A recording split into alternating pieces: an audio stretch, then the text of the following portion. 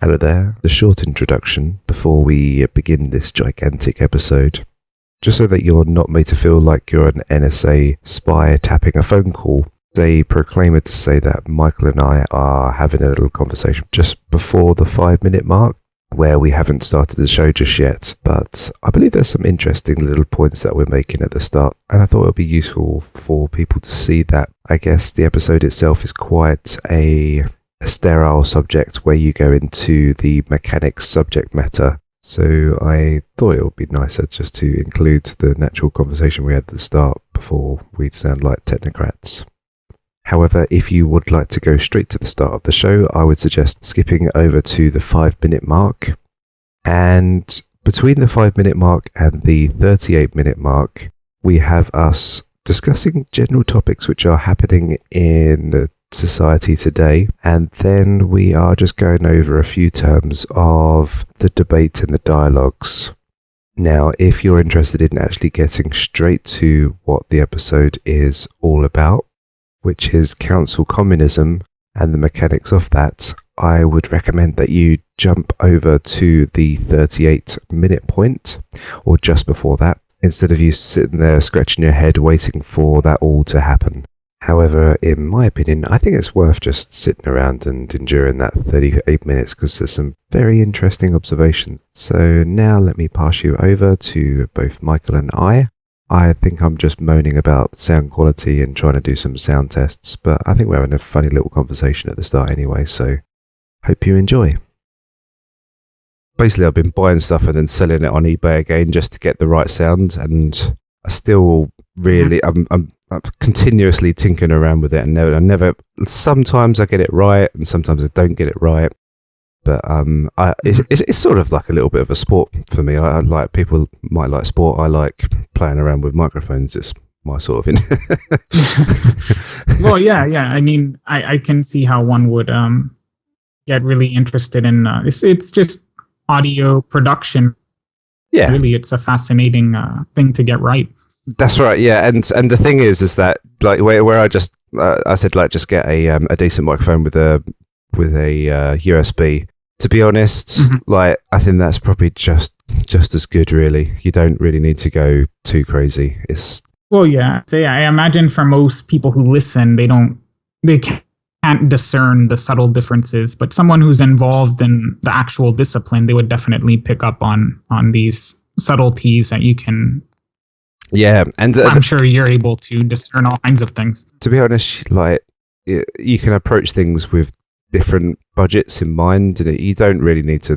I've realised now you don't need to throw tons of money at the situation. You just need to probably just being very astute and working out how things work properly is probably much better, and getting good knowledge rather than you just spending the most ridiculous amounts of money.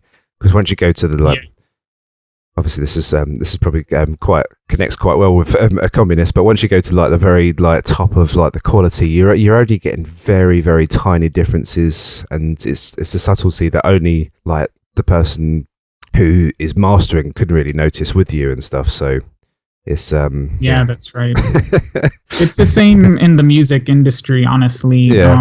A lot of people, especially when they're starting out, they will spend thousands of dollars on a guitar just because of its reputation. And it does have, in a lot of cases, there are noticeable differences in sound quality.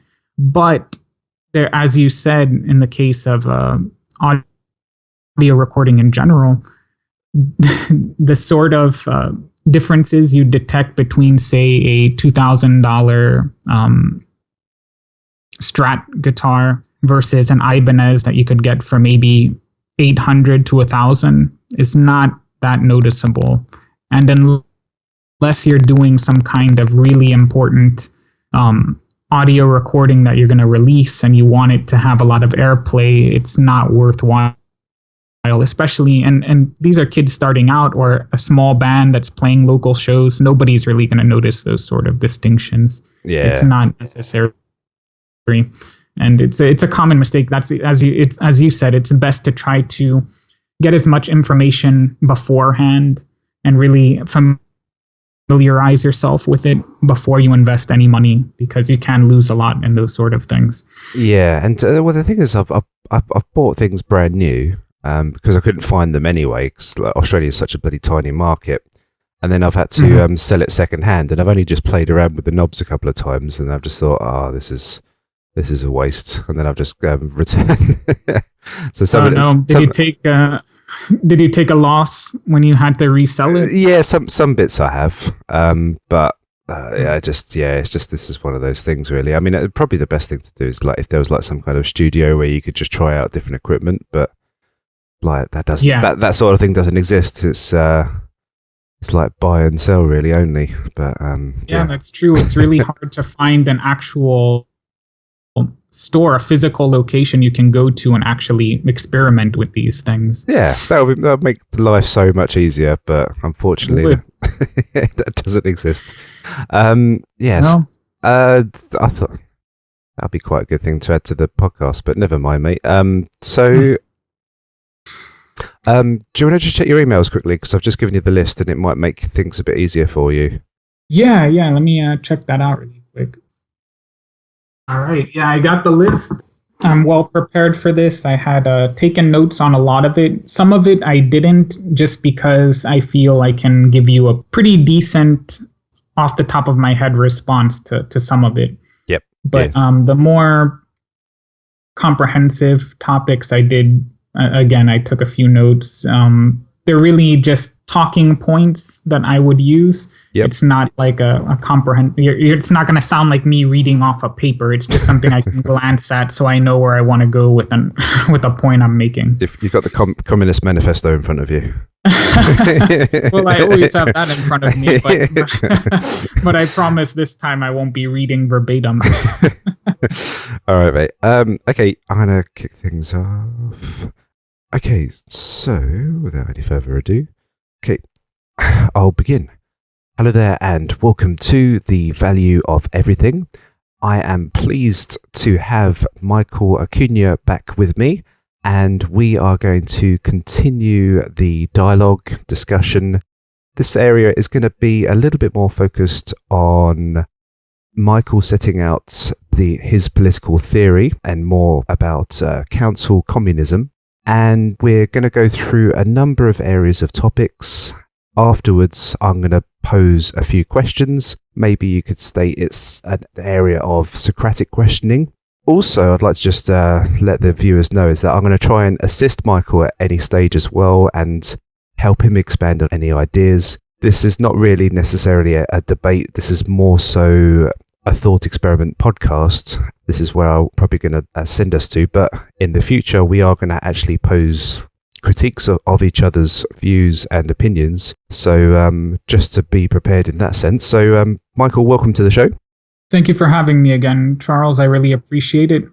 Yeah, so I just stated out there like the outline of how we're going to do this debate.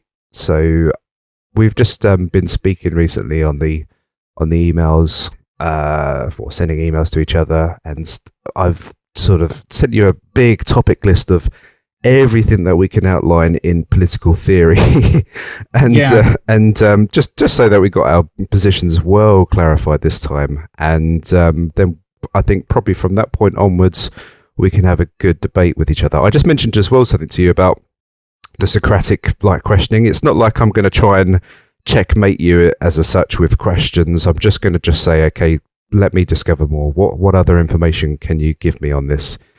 And we're going to just stick to the same guns. If you find that you haven't got the information to give me at the moment, you could just come back to me at a later stage and support your claims at that point. Also, I mentioned as well that I was just going to add a little bit more, see if I can add any ideas to you. Do you mind if I do that as you go along? No, I don't mind at all. Yeah. Okay. Cool. So, so as we go along, if I do anything, because I've got certain ideas which I think personally adapts a little bit of a communist model as well as a capitalist model. So I sort of branch out a few areas, and if I've got any ideas that I can throw into the mix, it might be of some kind of value, it might be of no value. You never know, sort of, with these things sometimes. Right. So there is just a couple of things. Today is from my side, it's the 10th of July 2016. It's the 9th of July for you, isn't it? So recently we've had the Dallas shootings. This is a situation with the Black Lives Matters protests, and due to potential police brutality. I think there's how many casualties now? Is it about 5 casualties or deaths now from this, and a number of people who are injured? Yeah. So as far as I'm sorry, go ahead. Just so from your perspective, because we've been we spoke recently about extremism and nationalism, politics getting more of a voice, or the extremes of society getting more of a voice right now. Do you think this all connects, and what do you think about like the frequency of this sort of thing happening? Is there any sort of connection? Would you be more on the theory of like conspiracy, where there might be something in the background that might be happening? Just not I'm not going to put you into that position, but like, where you get Adolf Hitler and him burning down Parliament, but he said it was some other gang, and then he took hold of Parliament in the end anyway. Would you be suspicious? Would you be I've given you about 3 questions there. How would you take that? I'm really reluctant to engage in conspiratorial narratives. I tend to think that what happens in these cases is, as opposed to it being thought out beforehand and then executed by government operatives or what have you. Yep. What happens is events sort of unfold, and then the state apparatus takes advantage of them. Yep. So in the case of the Reichstag fire in Germany, yep, I'm pretty certain that the data shows that the individual who committed the arson was a communist. I think he was cognitively impaired. He wasn't, a normal functioning individual in terms of his level of intelligence.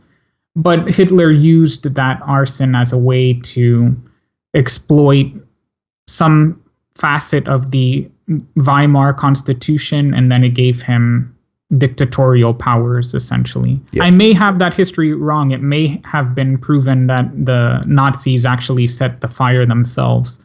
Yes, it's a hotly debated topic, isn't it, really, I guess? It is, yeah. And I'm not saying that governments don't occasionally manufacture these sort of events. I mean, there's plenty of declassified documents that have shown this has happened in the past. Yeah, but in this, I'm sorry, go ahead. Yeah, they the CIA support certain governments, and they do things in the background, especially if it's sort of more of a capitalist or somebody that's going to lean in favor of the US. And they support those kind of governments, and they do some work in the backgrounds every once in a while, don't they? And that's all pretty much. That's not even conspiratory. It's well known. Yeah, I mean, there's a really extensive history of CIA involvement in foreign affairs that would be engaged in to the advantage of American interests. And when it comes to the United States manufacturing what some people call false flag operations, I think even the state, the government even refers to them as such. There's also plenty of instances of that.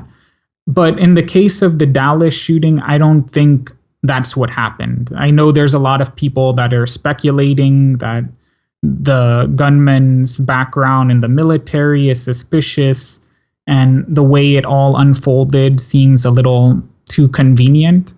But I personally don't think that we need to resort to that in order to make sense of it, or to even hypothesize as to what the government might do in response. Okay.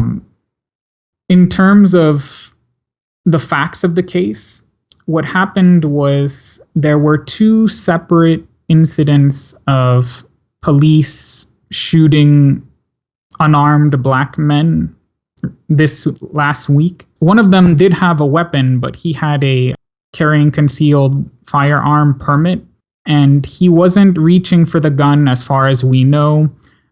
The police officer was just probably either trigger happy or just very nervous, and he jumped the gun, as it were, no pun intended. Yep. And shot the man as he was reaching for his license, which happened to be next to his gun. Somebody sent me a YouTube video. It was sort of like somebody stuck behind a car with a policeman kneeling over him. Is that the video that was to do with the shooting, or was that something else? Yeah. Yeah. That one took place in Baton Rouge, Louisiana. Right. In that particular case, and again, some of these details may be wrong. These sort of facts emerge later on as Sure. we gather more information. But in that case, there was some guys, he was out in a parking lot selling CDs. I don't know if it was his own music or someone else's. This is very common, especially in the southern United States. You come across that all the time. Right. And apparently, either somebody called the police on him, or he matched the description of someone else who they had a report on. And I don't know what led to the police actually grabbing him and throwing him on the ground and thereafter shooting him. I'm not sure what led to that altercation. But it happened and they shot him. The guy was not armed. He may have been resisting arrest, but that's not just cause for shooting someone, obviously. So the outrage that this precipitated was well justified, in my opinion. Sure. So, just to get the human aspects of it, say, like, I can sometimes relate to, like, it's the hardest job in the world to be a police officer in itself. And I don't know if you've been in like physical altercations or anything like that before, but I remember it from like school and things like that. When you get into that situation, the adrenaline's pumping and you're in the mode of a fight. Everything happens a little bit in slow motion, but also you have to sort of, I don't know, like if you're trying to arrest a person and you're not sure what they've got, you're trying to grab for your gun. I'm not just trying to just sort of like defend the police force or anything like that, but I'm just trying to give a sort of a balanced perspective. You can understand that if somebody's armed with, you think that somebody might be armed and you're in a rage or you're just trying to command them to settle down.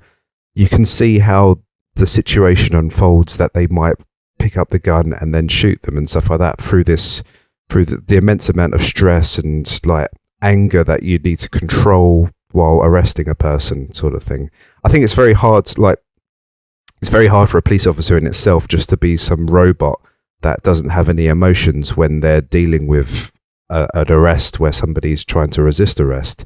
I think there has to be emotion involved in every kind of situation. You cannot just be a placid person in that situation in a calm voice, because their life is at risk. And going back to my point, when you're having a physical fight and stuff like that, your life is at risk. You could be hit, and then you could hit the side of a pavement, and you could be knocked out unconscious. So it's such a complicated matter. But then, on the defense of police brutality, you can see that there is tribalism, there's gangs. Like, the gangs can get formed from any kind of side.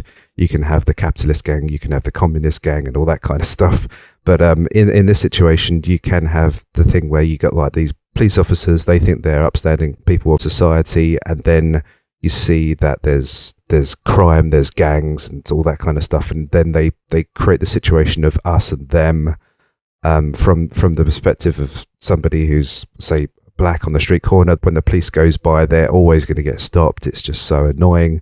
It's like they're always picked upon as being the criminal in society. They're always proven guilty before any kind of evidence is put forward to them. So it's such a complicated area. There's so many different moving parts, but just to sometimes just brush it all aside and just say this is police brutality, this is racial hatred, or this is just what the police do. It's hard to just brush that all aside. But I find it, I don't know, would you say that this is with the frequency side of things, would you say that this is happening more, or do you think this is getting reported in a bigger way because of,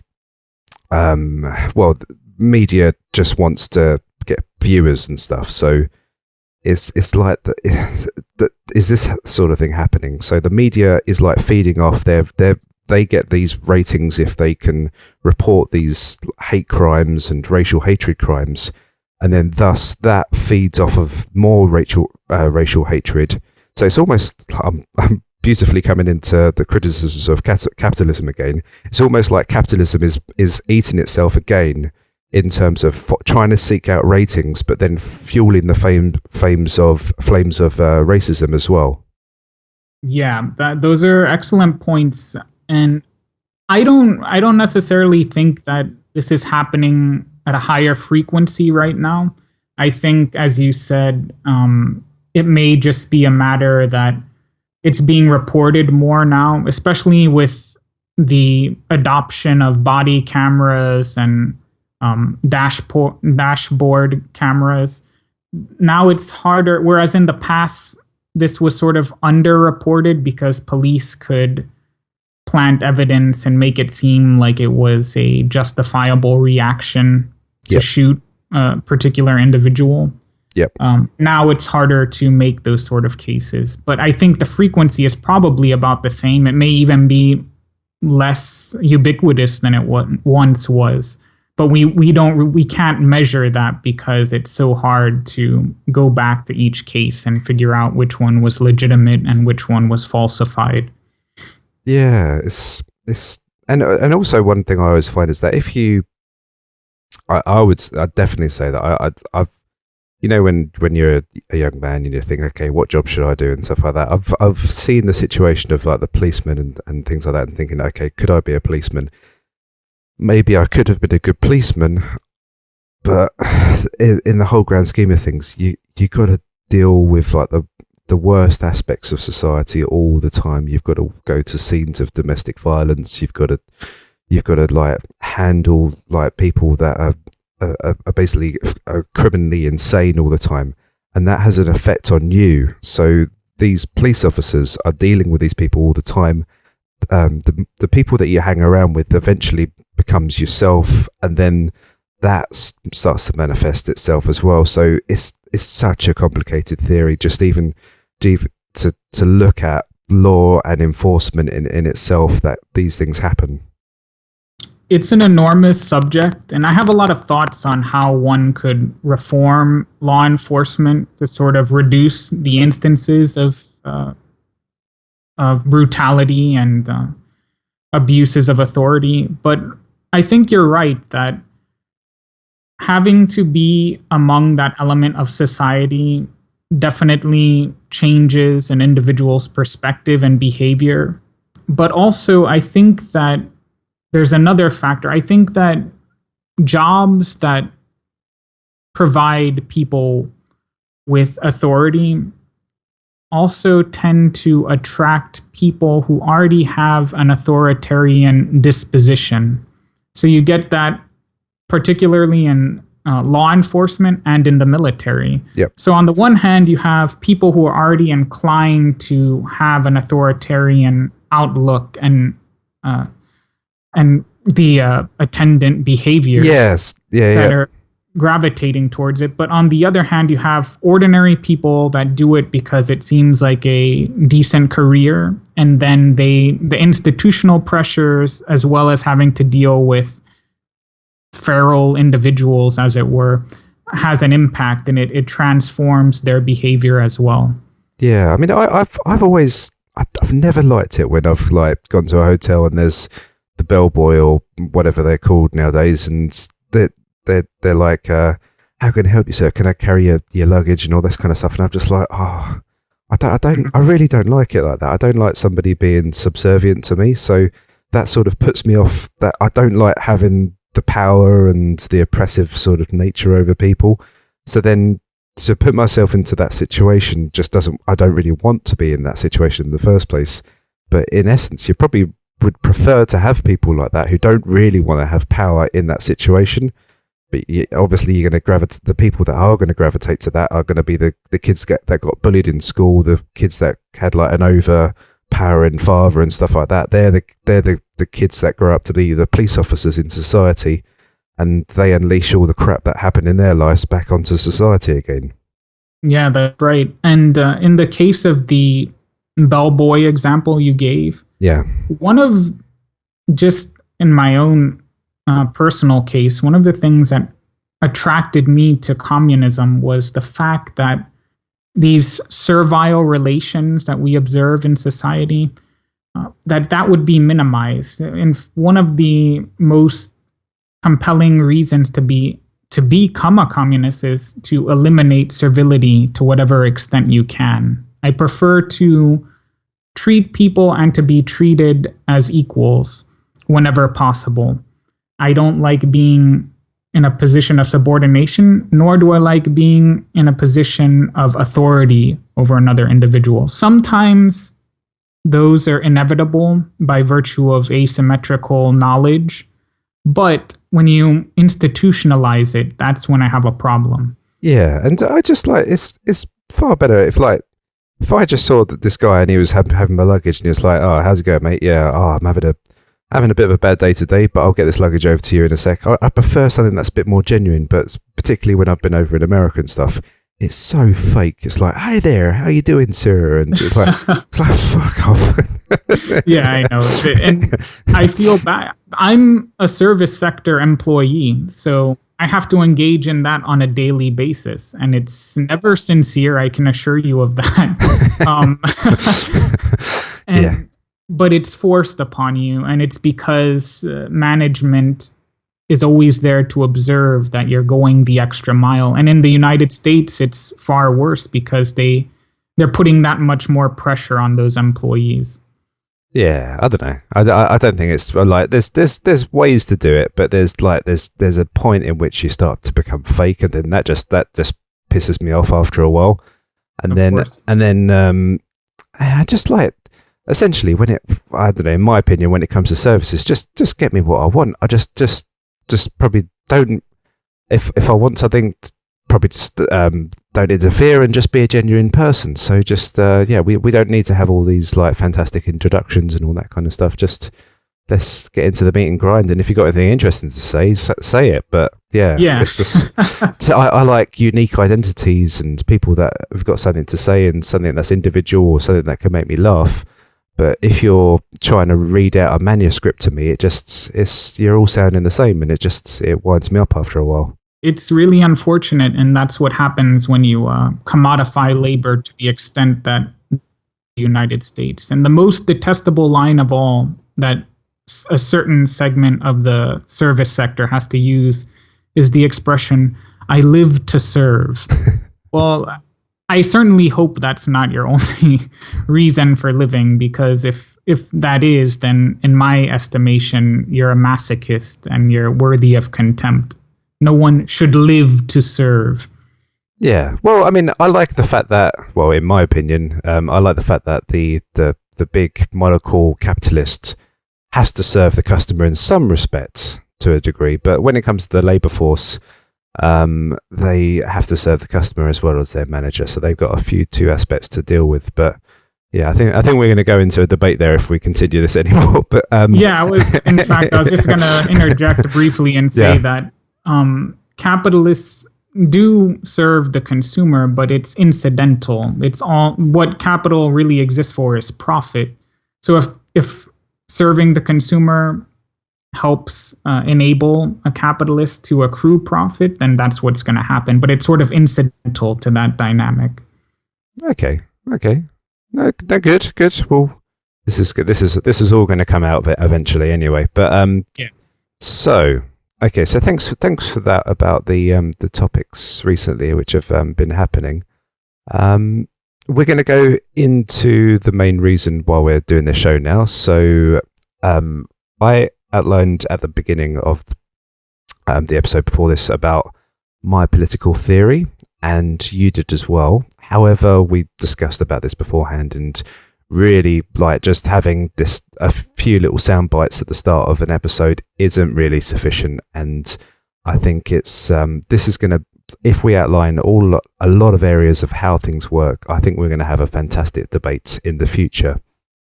So, what we're going to do now is I'm going to go through a list of topics with Michael and just ask him about his political theory.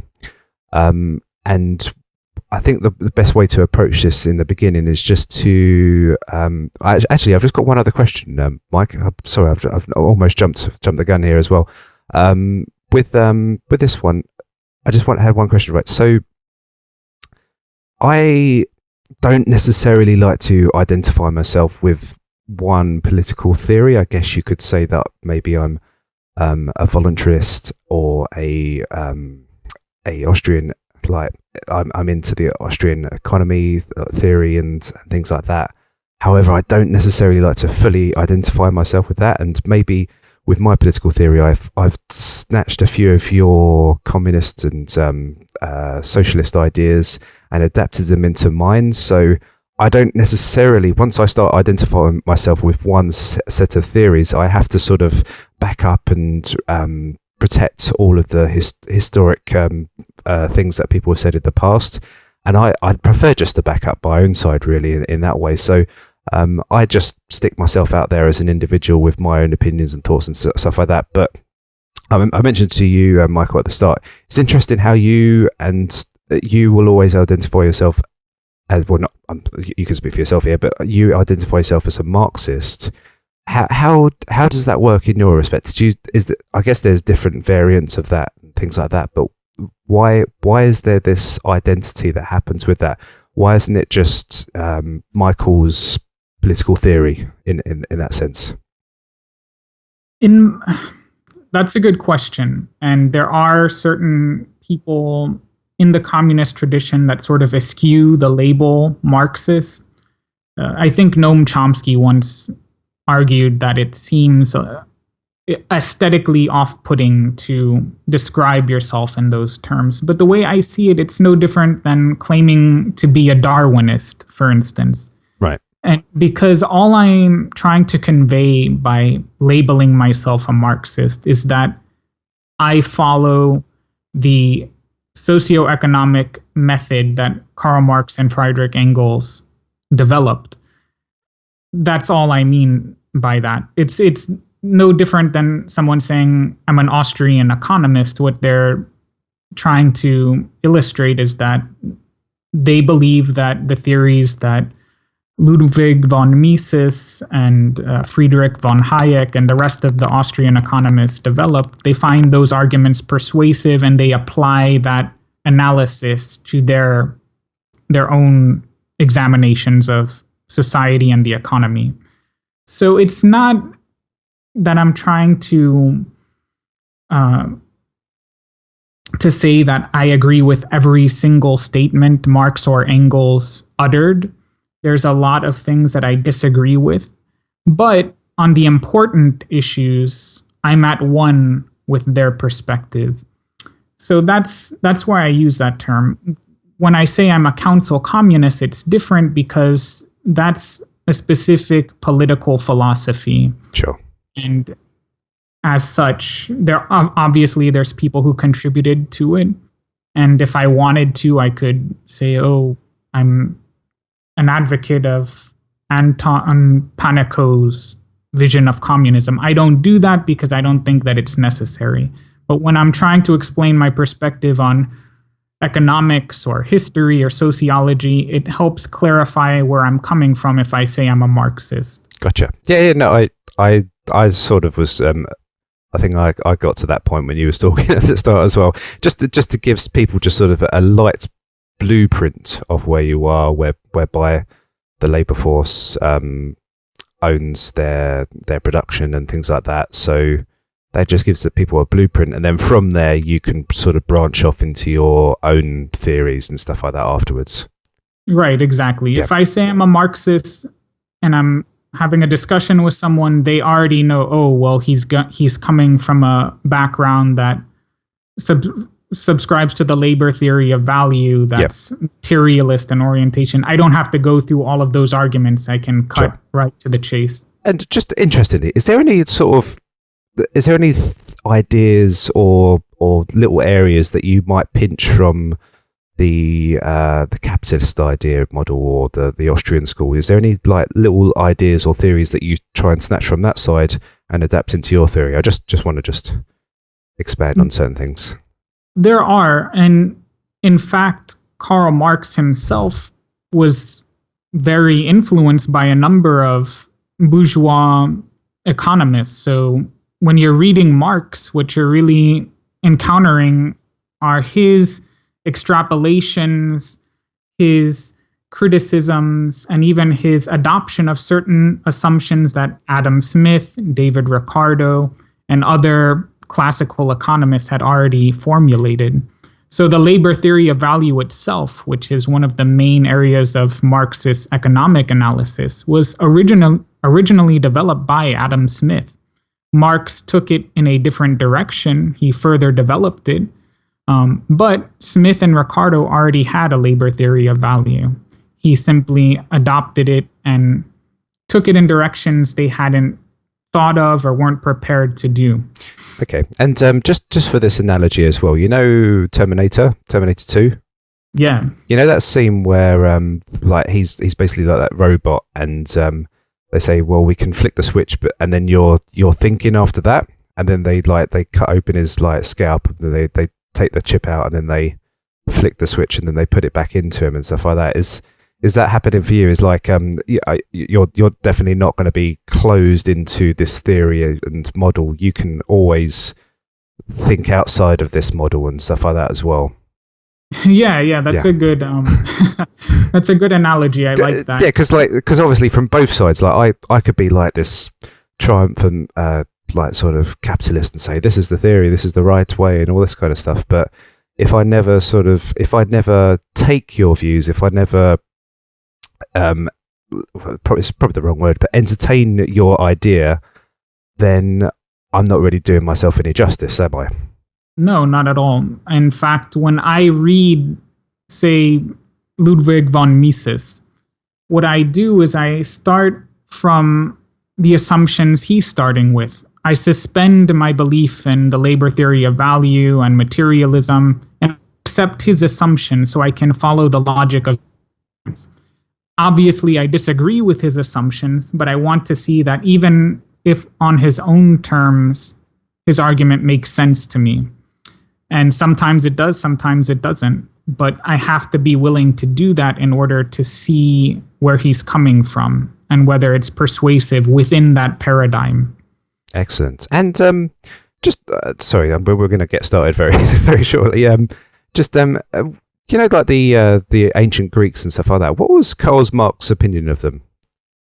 Well, if you look at his thesis that he did, his doctoral dissertation, I'm pretty sure that it was on the distinctions between Epicurus and Democritus. I may be mistaken, but he was highly influenced by the classical Greek philosophers.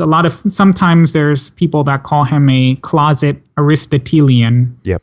And you do see that in a lot of his work. So a lot of his philosophical observations come straight out of classical Greek philosophy. The dialectical method itself, a lot of people attribute to Heraclitus, for instance. Yep. So it does have some commonalities there. Excellent. Okay, yeah. So, I mentioned here, I might put this in the title as well, is that we're going to have Socratic questions at the end. So I'm just going to pose to you questions. In theory, like a Socratic question is just a method of falsifying areas. So if you cannot support the question that I pose to you, then you have to work out another answer, and then we find the truth that way. That sounds excellent. Yeah. Okay, good. Okay, yeah. So we'll do a little bit of that, but also I'm going to add into it. I'm going to try and add something to your claim as well. So I'm not going to provide critique today. I'm just going to be doing the Socratic questioning, and I'll try and support you in certain areas as well. But I think this will make it a very good episode anyway. I agree. I like that. Sure. Okay, so Right, so here we begin. Now, you align yourself particularly with council communism. Now, let's just say, for example, because we're going to go into all the facets of it afterwards, but just to begin, how in the society that we live in right now and the society that you propose in the future, how would this be adopted? Okay. So council communism comes directly out of the Marxist tradition. So the theory of revolution they subscribe to was originally formulated by Marx, and I'm going to try to give you a concise description of it. So if you look back in this, I'm just going to go over a very small amount of history here because I think it'll help clarify things. Yep. If you go back to the early 19th century when theories of socialism started really coming to fruition, a lot of them were what Marx and Engels called utopian socialists. And when they said utopian, they didn't necessarily mean that the blueprints that these theoreticians were coming up with were infeasible. What they were saying was that it was all premised upon changing the minds of individuals in society, that it was just a matter of having a good argument, and if that argument was persuasive enough to enough people, then you would see the society start coming into existence. Marxism, and by extension council communism, follows materialist assumptions. So what we argue is that communism isn't going to develop just because we have a good idea of how to structure an economy. It's going to come into existence because the pre-existing society, in our case capitalism, has internal contradictions which are going to lead to the progressive immiseration of society, in particular the working class. And when I say immiseration, I don't mean that we're going to be completely destitute. What I'm saying is that the crises of capitalism, these economic crises that we're currently experiencing and that we've experienced in the past, they're going to continue to happen. And at a certain point, the left is going to be organized enough and people are going to be so dissatisfied with having to endure the vicissitudes of the market that we'll get a fair hearing. So we're not saying that ideas don't matter, but what we're saying is material conditions have to be such that people are willing to entertain those ideas. Because as long as capitalism is capable of delivering a decent life to people, no one's going to start questioning whether or not we should entertain another mode of production. Thanks, Michael. So just from the perspective of like the man on the street, how would you say that this would be adopted from the society that we have now to the society that we could have in the future?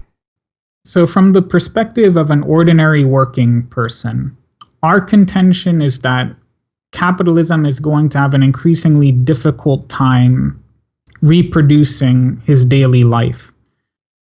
We argue that the internal contradictions of capitalism are going to precipitate further economic crises, that the individual on the street will notice a decline in his standard of living during those economic crises. And the frequency of them and the fact that it's so disruptive to his daily life is going to provide the left with an opportunity to have our views of an alternative society heard by him. So it's contingent upon objective material factors and subjective factors. The subjective factors have to do with how well the left is organized and how persuasive people find our arguments. And the objective factors are what I just mentioned. And your arguments are going to start to resonate with that individual as well, a lot more than just your mainstream politician. Yeah, I think, and we can see it now. We had mentioned in the last episode that there's a rise in political populism across the world. Those are the early signs of people willing to hear out alternative perspectives. Okay, so all right then. So things are going to gradually become harder for this person. Things are the left is going to get a little bit more of the media and it's going to be in that person's ear. So what's the next steps? I don't necessarily think that we'll have mass exposure, but if we have sufficient organizational forms that we can get information to people, what will happen ideally is we'll be able to organize them, not necessarily into political parties that are going to be elected and thereafter reform the system.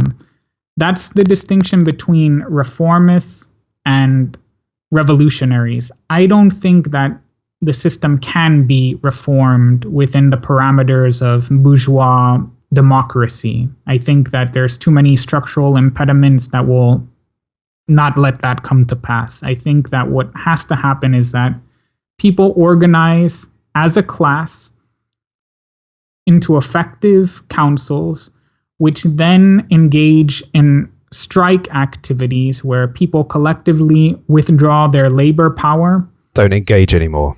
So yeah, they don't engage in production. Yeah. No, and to the extent they can, they engage in factory and workplace occupations. They sort of have a struggle over the ownership of the means of production. Okay. How that plays out is hard to predict, but okay, so say America's a bit of a unique one in this situation because you would say that America's quite a service sector industry in comparison to somewhere like China, which probably could be like the work, like the factories and all those kind of things. So how would that work in an American kind of idea? Well, before I answer that, I should qualify that statement by saying that even though most of our labor force is no longer involved in manufacturing, yep, our manufacturing output is actually still one of the world's highest. Sure. And it's because we have such automated factories now that we can have a material output that doesn't require that much labor power. Sure. So having said that, in the case of the United States being a service sector economy, it would play out all the same. What instead of having factory occupations, you'd have workplace occupations. You would, let's take the example of a restaurant or a hotel or an office. You could still have coordinated strike activity, and you could still claim control of that workplace without it necessarily having to be engaged in the production of tangible commodities. Sure. Can I pose another question? So let's just say that the big capitalist owns the agriculture business. They've got it heavily automated. They're owned by major corporations. How does the labor have a revolution there if it's so automated already? All of this activity has to be coordinated on a class level. So even though there's not a really adequate number of workers involved in a particular industry, another example could be, say, the drilling of oil, for instance. Sure. That's a very lucrative industry. And if we just had it that the workers in that particular industry took it over and then they owned it for themselves, they'd be making millions of dollars between them because there's so few workers relative to the value of that particular commodity. Sure. That, it wouldn't really be that different from what we have right now. Yeah, and I guess I sort of framed the argument in a certain way because to make it very difficult for you, because you still need loads of labourers in agriculture, regardless of how automated it is. But, yeah, you do. I mean, there's no doubt about it, and that really doesn't have any bearing on whether or not those workers should control that workplace or that environment versus capitalists. Yeah. Sorry about that, Michael. I just made that question for you very hard, but no, it's all right. Okay.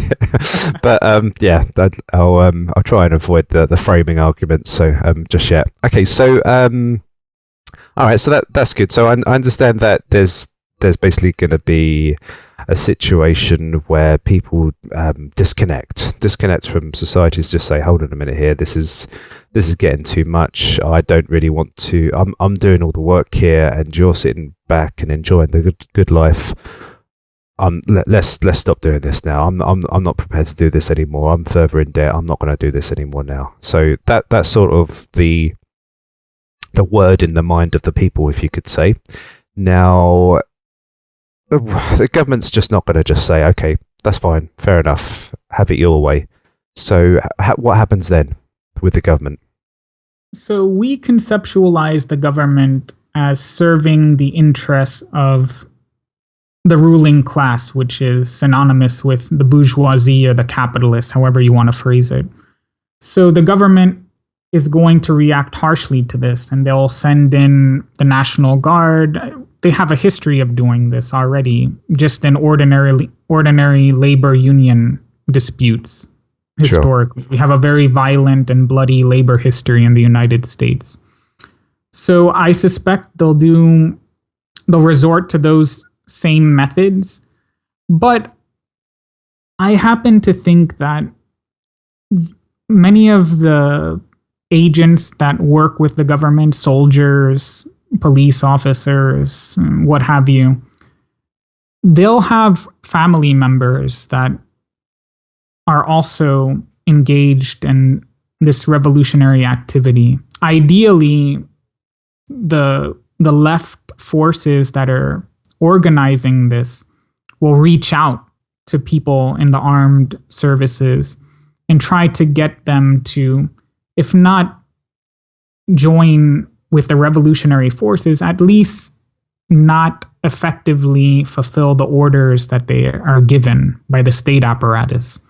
Okay, so it's the melting point. There's a spillover point where people just go, I give up. I don't want to point my gun at anybody's anymore. Let's give in to the people's will. Yeah, and we witnessed that historically in Germany after the First World War and during the Bolshevik Revolution in Russia. The military played an active role in enabling those revolutions to succeed. So it is contingent upon that. Now, of course, the apparatus of state domination is far more developed than it had been historically. I mean, they have, just in this case of the Dallas shootings, they sent some sort of the equivalent of a land drone in to kill this guy. Okay. They have sophisticated methods of suppressing popular uprisings that they didn't have historically. So it's contingent upon a lot of things. Okay, let me, sorry, continue if you want to finish. No, I was just going to say, but nevertheless, I suspect that we can be organized well enough that we can overcome those barriers. Okay, so let me just add another point or another question. So it's fine to think that everyone's going to have this like political mindset that like you and I and stuff like that and have a good idea of what's going on in the world, but a lot of people just looking after their families. They don't really give a damn about what's going on. They just want to make sure that there's food provided on the table and stuff like that. So for that person, they're going to go, look, what's the point of me getting caught up in all this kind of stuff? I'm just going to go back to work. I need to support my family. How does that person's life change?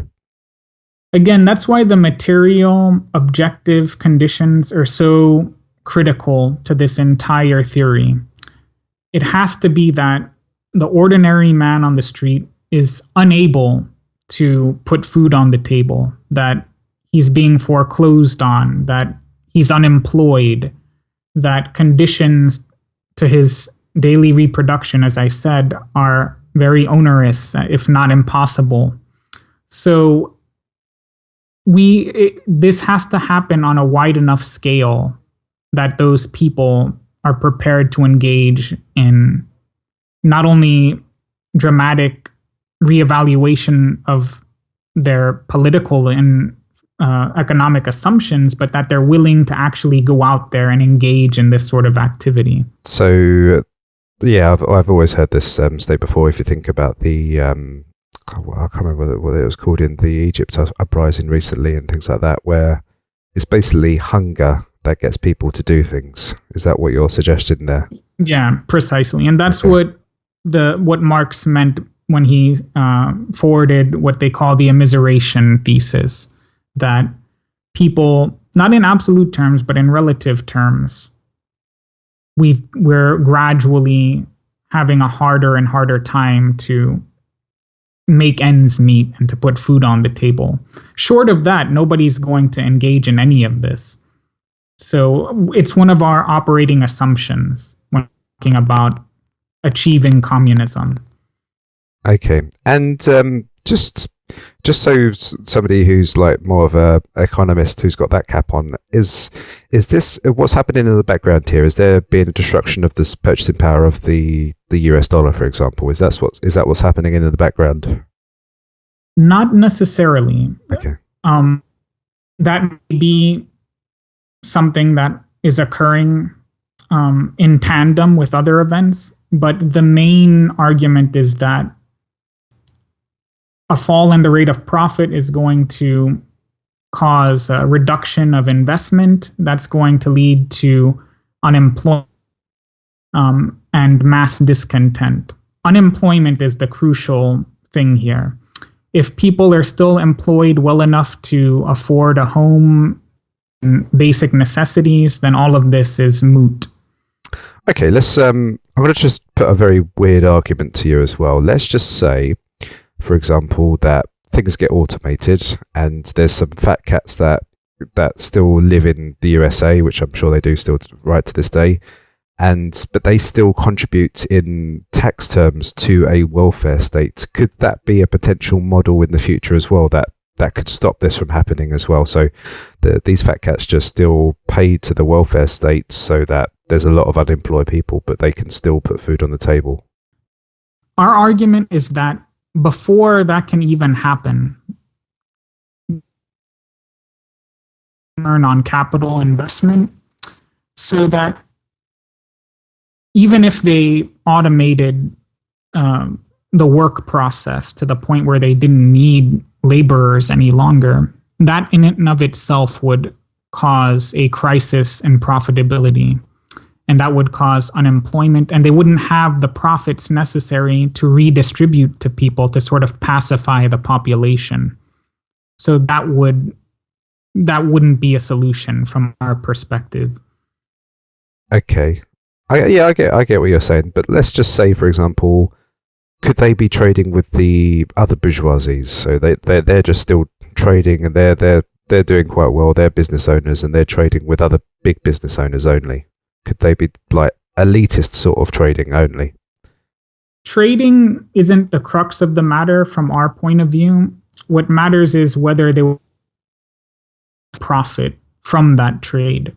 And it's our contention that exchange value or prices of goods and services are roughly determined by the socially necessary labor time it takes to reproduce them. So if you don't have workers physically producing any longer, then you won't get a rate of return on investment, period.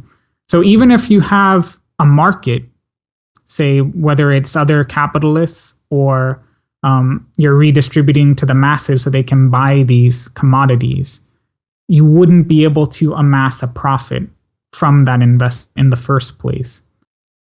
So a crisis in profitability is going to occur long before you have a fully automated labor process. And it's because we're of the opinion that the socially necessary labor time to reproduce a commodity is what determines its exchange value or price. So it's very dependent on living individual workers actually producing the commodities. Once you start having more of an automated process, you're already going to have a crisis in profitability that emerges. Okay, so I'm going to try and use an analogy here, and let's see if you can adapt this for me at all. Let's just say, all right, that the elites of society are the labour force, okay, and say they're like farmers or something, and let's say that these elites, their labour force are, say, the tools, for example. Now, when they do their work, they can exchange value with each other, and they're automating their tools more so and more so, but then they can still work with each other on a method of profit so that these elites can transfer one profit from to and fro to another. I guess, yeah, I'm trying to make an analogy here that there is an exchange of value which is continuing regardless of the labour force. Is that... Have you got a counter to that? I do. The problem is with the notion that once you have automated the work process, there's still value and profit to exchange. My contention is that as you automate the work process itself, your rate of return and profitability is going to decline. So you'll have less of a means by which to exchange. Is this because the customer is being destroyed? The customer is being destroyed, but also the source of value, which is workers, individual people, living human beings producing goods and services. The number of them necessary for the production process has declined relative to automated machines. That leads to a decline in profitability. That's why the labor theory of value is crucial to our theory of revolution. If it has no grounding in reality, if the labor theory of value is false, then our theory of revolution changes fundamentally. Then we would have to look at other sources of economic crises contributing to this immiseration of the working class. Okay, Mike. Yeah, so I'm going to probably go to this at a future state because I think we need to probably have almost like an episode on this in itself, because I think we're going to lose track a little bit if we continue on this point. But yeah, we're going to come back to this. Is that all right? Yeah, of course. Yep. The labor theory of value. Yeah. Okay. So thanks for that, Michael. So once we look at these areas of how the counter-communism could be adopted, how would you approach things like communication and how the communication can work to create the organization? Well, if we're still on the theory of revolution as to how we would achieve a state of affairs wherein we were able to dismantle the existing order, the best means of communication that I can see being utilized would be internet networks, because that can sort of bypass any state apparatus. It's harder to control that. You could have communication between federated workplace and neighborhood councils, and they would all sort of have to be coordinated around the directives issued by a central council. That would be the basis of the radical center of the group. So all of these things would have to be subordinated to the principles of achieving this council communist society. You couldn't. Sorry, Michael. Just so that I understand, what you mentioned central. Sorry, where does that position itself? By central, I just mean that in a revolutionary situation, in order to have some sort of understanding of where everyone's going, I think that if you have too decentralized a movement that doesn't have any sort of cohesive principles around it, you're not going to end up in a situation where you have the means by which to establish a new society. So you need to have some sort of coordinating body that's beholden to the principles that we're aiming for. That doesn't. Thanks, Michael. It doesn't mean that it's a authoritarian. Yeah, I was going to add to that. Is it just sort of? It could be just like a a charismatic person, somebody who can speak but doesn't necessarily take control. Yeah, I mean, I think that's sort of inevitable, having a charismatic figure that people can rally around. Now, a lot of other people on the libertarian left would object to that. But I think that if you look at history, there's always a few figures that help motivate people. And that's just an attribute of human nature. Not everyone possesses these qualities. Not everyone is equally persuasive. But that doesn't mean that this individual is endowed with the authority to tell other councils what to do. I would assume that he or she or them would be elected by these councils, and he would be subject to recall if he started taking things in a direction that the councils themselves didn't like. So it's a democratic structure, but I think someone or some council that is that espouses these principles and is able to effectively coordinate activity is essential. I don't think you can bypass that. Thanks, Michael. You mentioned the recall. Do you mind just explaining that? It could be a very simple process anyway, but say if somebody... I guess what we're talking about here is a little bit about somebody pushing a little bit too hard on the actual councils and stuff. So how would that work out, that system? So these councils would, since they're federated, that means they're linked up in a decentralized network, but each one would have a representative that's elected that would be going from the city level to the state level to the national level. The national level is where I assume the central coordinating council would be in a revolutionary situation. But this principle of recall would also obtain once communism was achieved. I think it's essential for minimizing corruption, which is probably another area we wanted to get into. So since they're delegates, they're elected by the members of the council, and they're tasked with fulfilling some sort of objective. If they start failing in that task, or if they start unilaterally deciding to do things in a manner the rest of the council body disagrees with, those lower level councils can recall those delegates if need be instantly. But it's how would you like the blockchain adapted onto that theory as well? I'm not entirely clear on what the blockchain is. I've listened to some of your podcasts, and I feel like I have somewhat of an understanding, but I'd need you to elaborate on what you mean when you say. Okay, so because I want to just do a little thought experiment with your idea to the blockchain itself. Mm-hmm. So a blockchain is a distributed ledger. It's like an accounting ledger. Mm-hmm.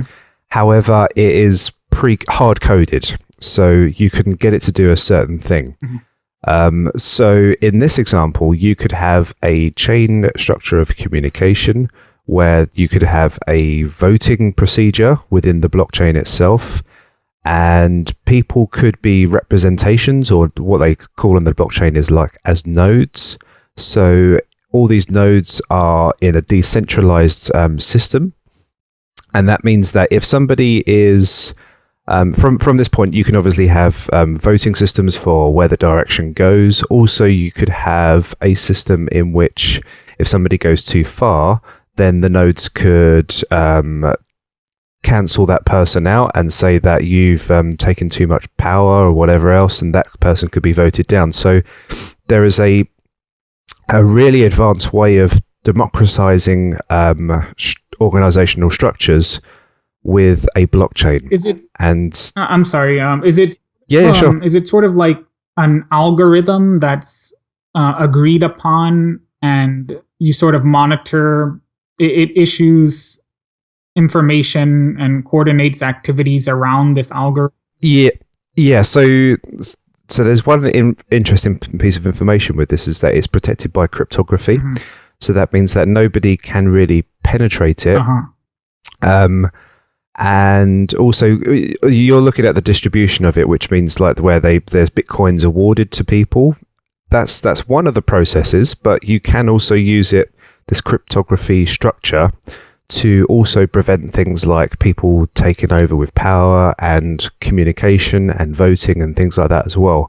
So I definitely think that's just one area that your idea could fuse with anyway. Yeah, I definitely can see that happening. It sounds like a very useful instrument, and it's sort of it's consistent with the principles I've been describing.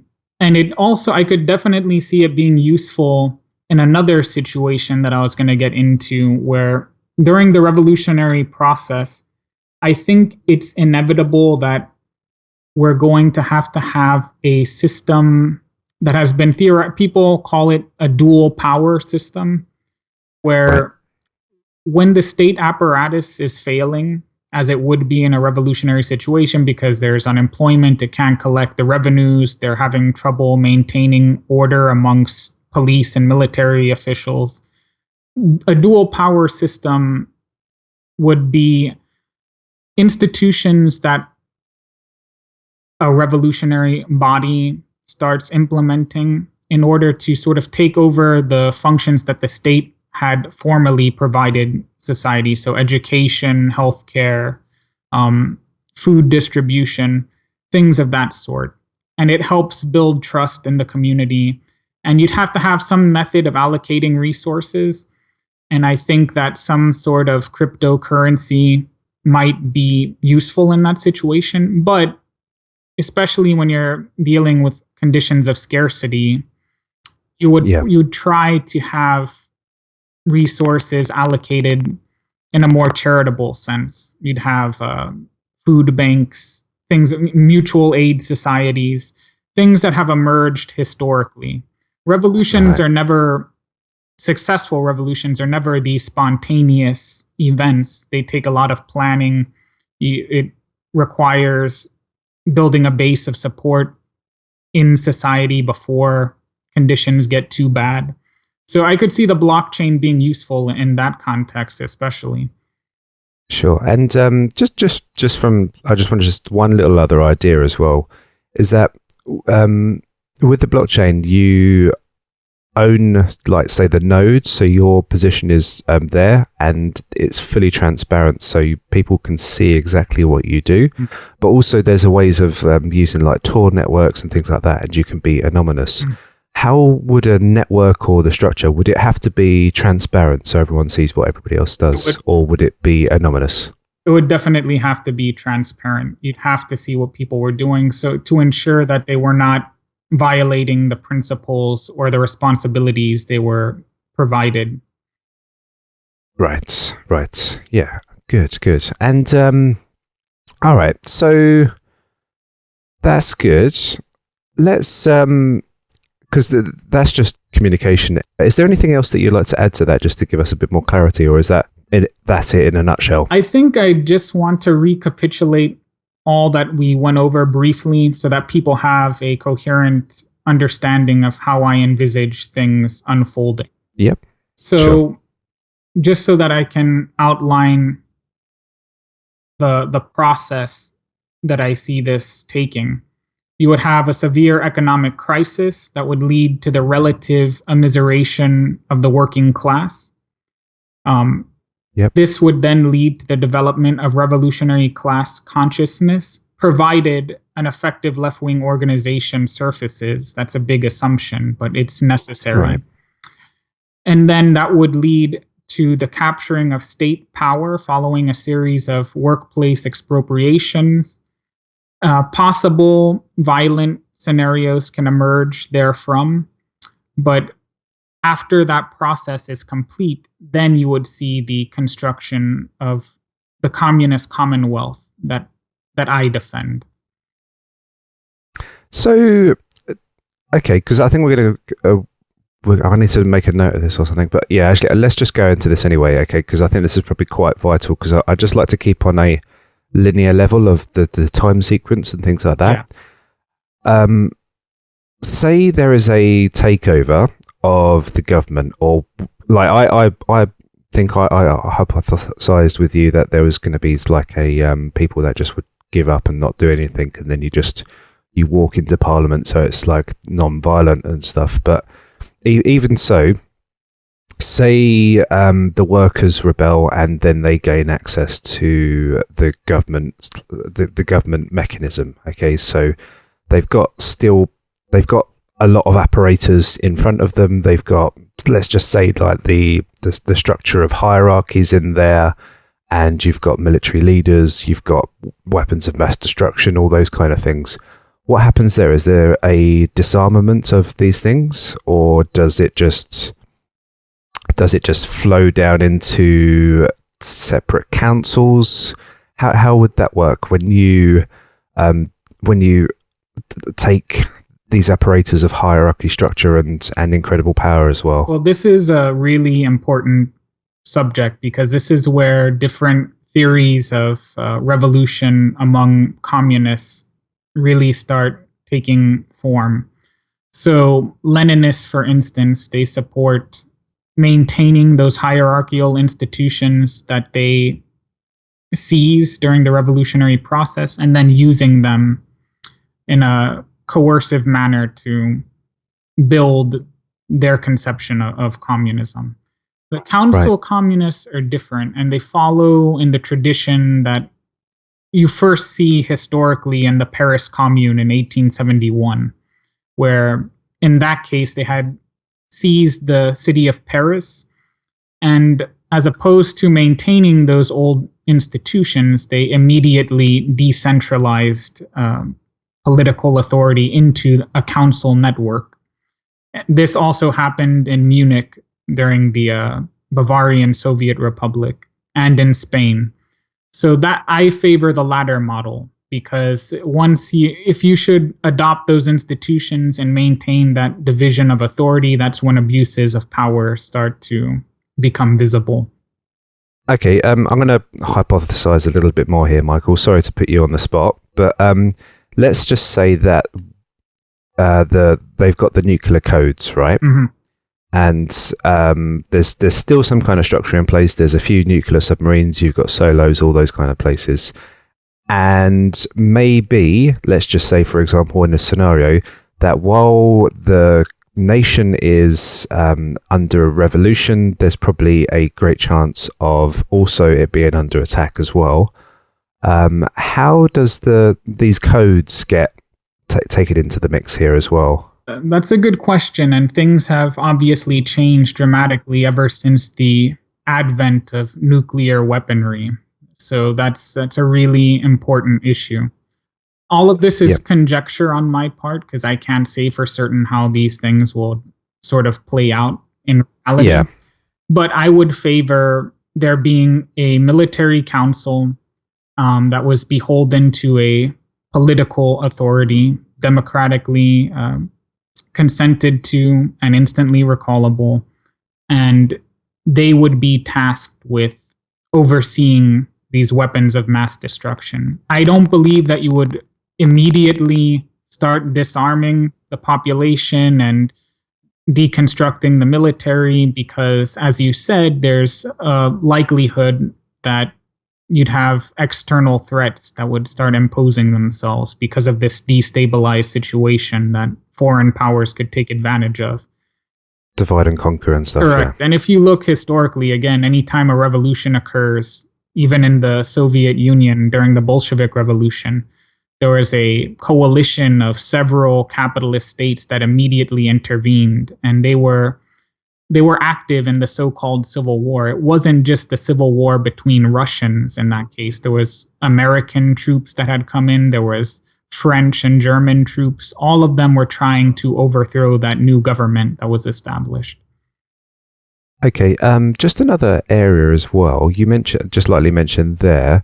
Can all of the councils own guns, for example? Yes, I'm a firm advocate of the Second Amendment in the United States. I believe not only is there a practical imperative that members of councils own guns, but I think just on a matter of principle, people have the right to own firearms to defend themselves and to prevent abuses of authority.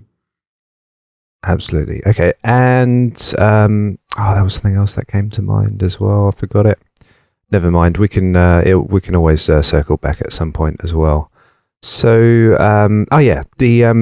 is there a standing in army as well? Because I know in the American Constitution that was forbidden because they knew that power could take over. But would there be in a council communist situation? I would foresee something more analogous to what the framers of the Constitution had suggested, which would be an armed militia of citizens. In this case, it would be armed, trained militias of working people. We saw this in the Spanish Civil War, for instance. We saw it in the Bavarian Soviet Republic, where they had soldier councils. So instead of a trained formal military, I would prefer over time decentralizing that role into militias of armed working people. Sure, because if you've got control of that military force, then there's problems there as well in itself. Exactly. Okay, thank you very much for that. I think we're probably we've covered a lot of defence there, but if there's any other questions, I'll try and think of that in the future. So, all right, I think we've sort of explained that there's the government, and there's a lot of parts of it which have been decentralised and things like that, but when it comes to the economy and distribution of resources, now this is a very big topic. I think I'll have to break this down for you anyway, but let's just say, for example, the very simple stuff. How does food get distributed? Let's just say that. So let's just say we're still back in that sort of time of revolution point as well. And let's just say that the situation of money is a little bit under threat as well, just because I think that might just help out your idea as well. So money has lost a little bit of its way, but you could choose to re-establish a money system, or you could choose to do something else. But how would the distribution of resources work? So immediately following a revolutionary situation, and we're assuming that this is heading in a council communist direction. Yeah, because I think the global finance would trash the currency at that point. I'm not the best theoretician in the world, but maybe that might happen because you potentially would default on your bonds as well, your debt payments. Right. Yeah, I think. Yeah. So I think immediately afterwards, you would have to have some sort of a ration system just to feed people. After you get through that and you're starting to return to more stable conditions, I think you would have to reestablish a currency, a national currency that was recognized. I'm not even getting into international trade because that's a totally different terrain and it's more complicated to theorize. But you would have to return to a currency not unlike the one that was previously used. And I think that it's inevitable that we would have to go through a market socialist period where, as opposed to going straight into planned economics, which is necessary in a communist commonwealth, you would have a return to market social relations. So what I would foresee is worker cooperatives that were operating in a competitive market setting that would set prices, that would provide people with income to buy goods and services as society transitioned into a planned council communist economy. Okay. All right. Okay. So there's is it law that people have to set up like cooperatives? You can't just have. I guess corporations would be outlawed. I would imagine, wouldn't they? Yeah. Okay. So would there be allowed to be a single owner who owns capital? Would they exist? Like self-employed people. Let's just say somebody who owns a gigantic farm and has got like 200 employees or something. No, that wouldn't be permitted, and that would be something that would have been decided upon in the revolutionary process. One of the principles behind any socialist revolution, it doesn't even have to be a council communist one, is that the notion of wage labor is exploitative and would have to be abolished immediately.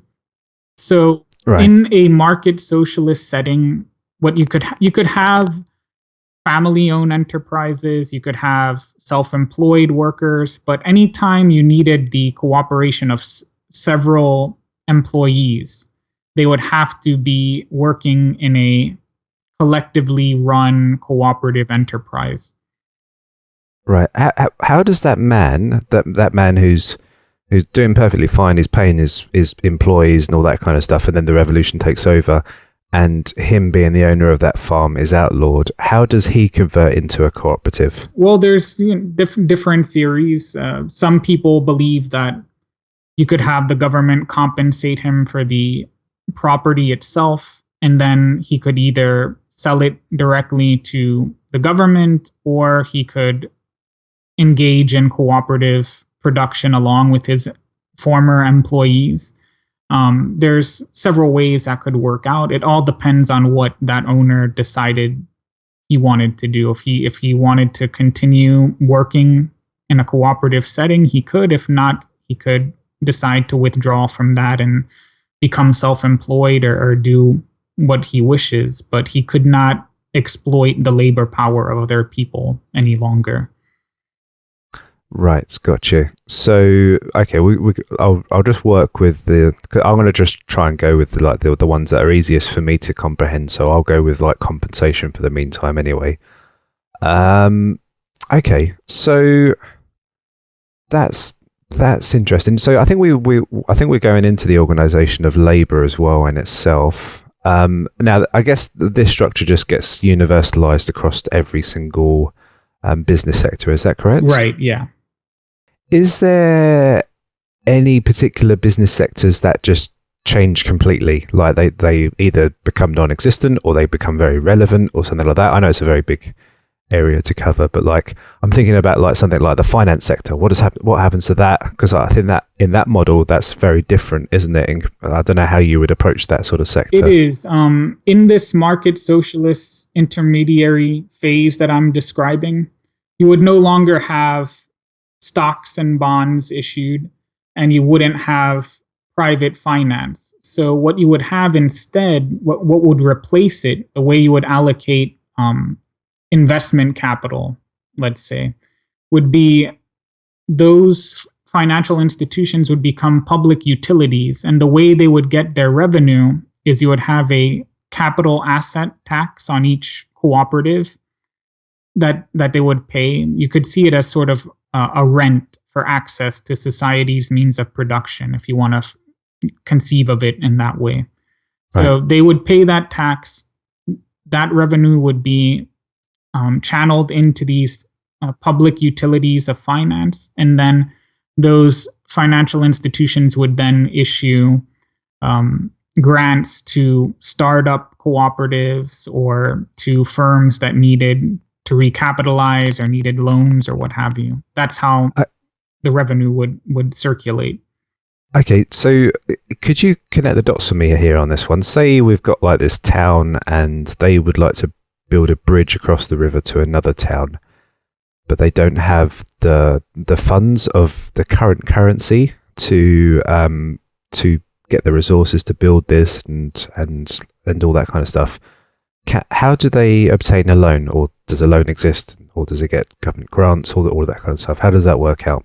There would be someone at the public, let's just call it a public bank for now.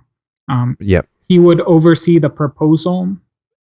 He would evaluate the feasibility and the desirability of the project, and then he would issue the grant accordingly. His main task would be to responsibly lend out this revenue, just like you have banks today that have all kinds of assessments of whether an entrepreneurial idea is viable and worthy of credit. The same would occur in this situation. Would there be a council or a single person?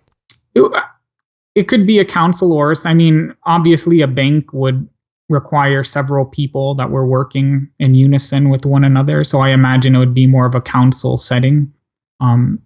And they would evaluate the projects cooperatively to see whether they were worthy of that credit or not. And I guess this when you mention bank, is all the revenue coming from taxation, or is it something? Is there actual loans issued? It's coming from that capital asset tax I had mentioned.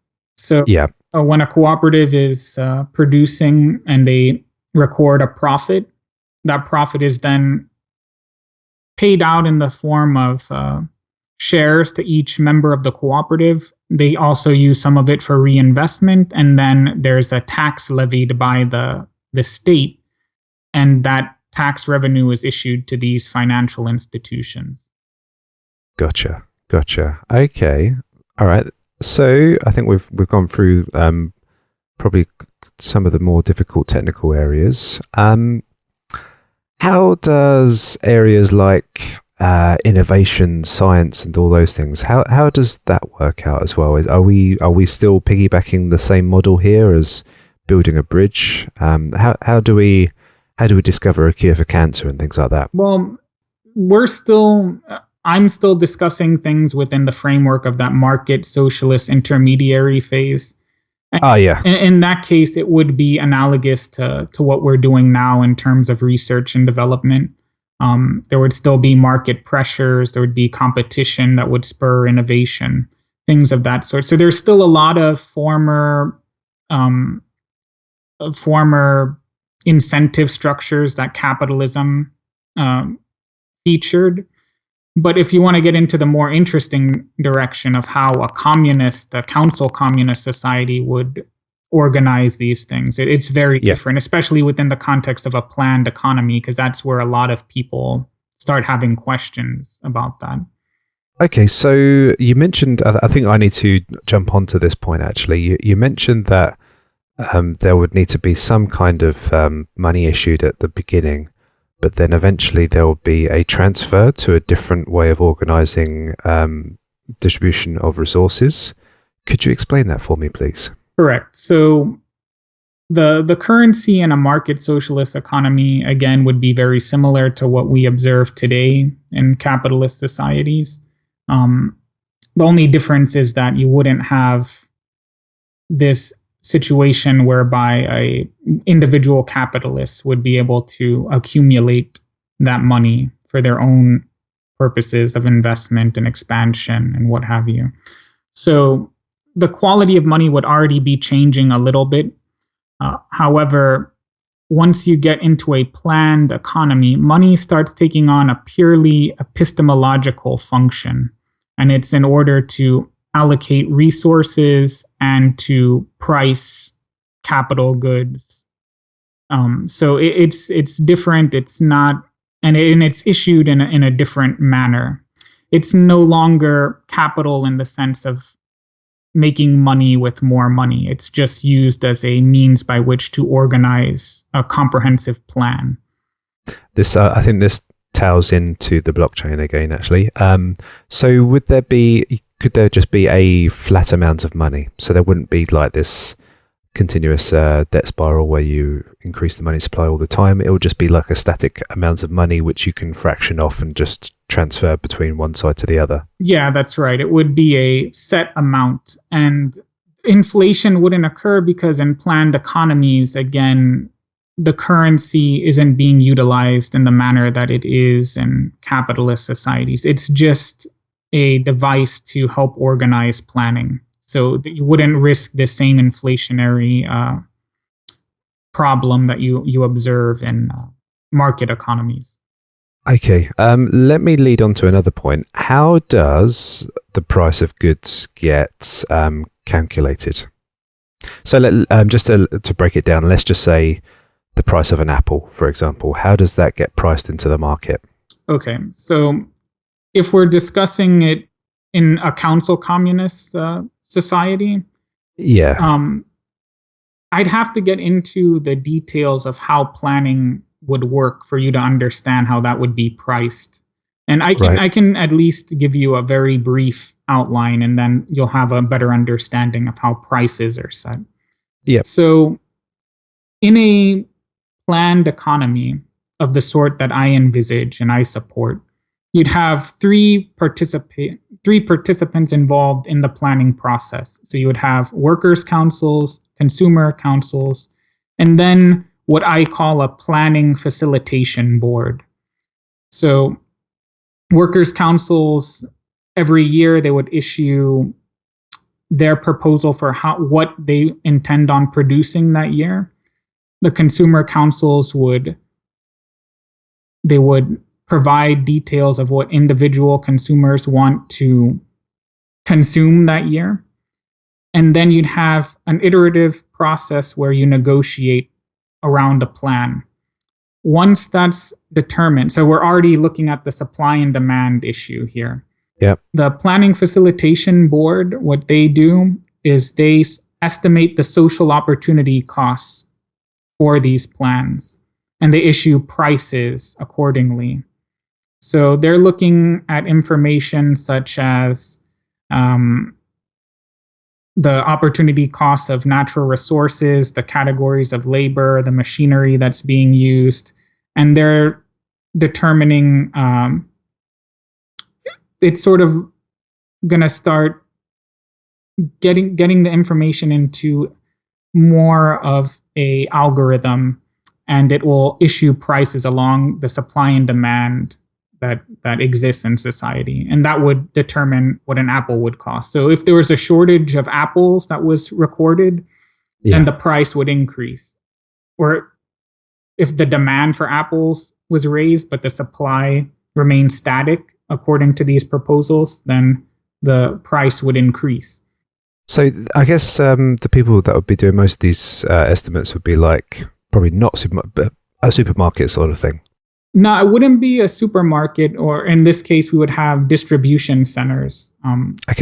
Distribution centers, yeah. So all prices would be set beforehand. They would respond in real time after the plan was already in progress.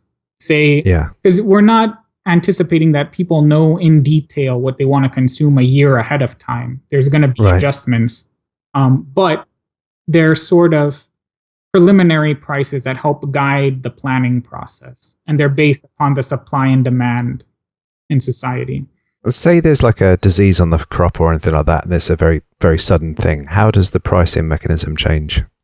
The pricing mechanism would change that if there was a disease on the crop and the supply reduced, then they would have to increase the cost on each apple being sold. So you could, and again, people are budgeting their consumption proposals around the income they earned from the previous year's labor. So if they say they requested X amount of apples and they only ended up getting 5 out of the 30 they requested, that difference would be credited to them, and then they could consume other products as opposed to apples. Okay. How does sure. Let me just understand a certain point.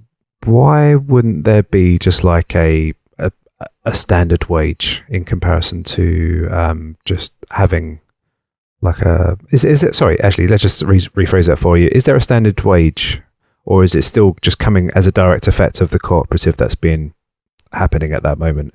Well, so people are on different wages in essence, according to the cooperative that they're in. Mm-hmm.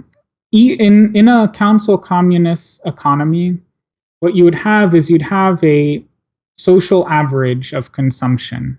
And this gets into the incentive structure and the principles of remuneration that I haven't even addressed yet. But I can at least take it as an opportunity to get into a little bit of that. So as opposed to in a market setting, even a socialist market setting where wages are determined by the profit that the cooperative makes in the competitive marketplace. In this society, since it's planned, there's a fixed amount of consumption credits that exist in society. Each cooperative is provided with an equal amount, but in order to maintain some sort of incentive structure, what you would have is you'd have a committee within the cooperative workplace that would issue what some people call a what's the term for it again? Effort rating. So let's say that I worked more hours than one of my coworkers did, and I noticeably put forth more effort in my work. I would be the effort rating committee, provided they were evaluating things fairly, would give me a higher consumption credit, or if you prefer, a higher wage. I don't like the category of wage because it wouldn't really be what we conceive of it today, but say a higher income than my coworker who worked fewer hours and didn't exert as much effort as I did. Right. So would there be a lot of these administration boards and stuff that would be doing these checks and stuff? Would they be like with inside every council, or would they be like a higher point of government? The way it would work is it would be within the workplace itself. So it's not a bureaucrat that's coming in and checking on everybody's work or what have you. Right, yeah. These effort rating committees consist of your coworkers, and you're evaluating how well you viewed their work for that year. It would be once a year, maybe twice a year at most, where you'd evaluate their performance. In order to avoid people just giving themselves an inflated effort rating. Since the income each cooperative is issued is fixed, if you give someone a high effort rating, necessarily you have to give someone else a lower effort rating. So that sort of incentivizes accurate recording of what people are doing.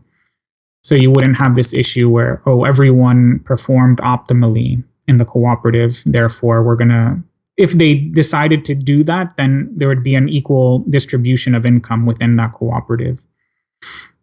How would you stop like a three-way situation where, say, you and I, we're like winking at each other and we give each other like high marks? Mm-hmm. Yeah, there's another person who we just we shit over. Mm-hmm. How do we stop that situation? Well, he could. If he knew that was going on, he could give us a low effort rating. Our other coworker, it's not just one coworker evaluating another one. It's done jointly. I'm trying to, obviously it's happening on a bigger scale, but just to like micro it a little bit. I mean, if you were working at a cooperative and you felt that you were unfairly being given a low mark, probably what you'd end up doing is leaving that cooperative at the end of the year or before then, because you just felt like you were being unfairly treated by your coworkers. But most people, I would assume, since you'd still be given an income, even if you got a low rating, and it would be it would be fairly close to what your coworkers were getting. There'd be some variation, but it wouldn't be to the point where you'd be destitute or something. I think most people in those scenarios would accept that. And also, there'd reach a point, if someone is performing so poorly that they're getting a bad rating, I assume that the workers' council in that cooperative would just fire them because they're not performing up to par. Right. Okay. Okay, so next up, let's just say, I'm going to jump onto charity and welfare. So somebody doesn't have the power of labour. They're incapacitated, and obviously everything derives on the ability of labour and your ability to produce. So what happens to a person who is disabled and hasn't got the ability to produce to an average man, or is completely incapacitated? What happens in the charity sense? If you're legitimately infirm, or let's just say elderly also, because they can't work, obviously, the way that the welfare system would work would be very similar to what we see today. So society would decide upon a tax level they found fair, and then allocate welfare provisions according to whatever that was. So I would assume you would have something similar to, in this country,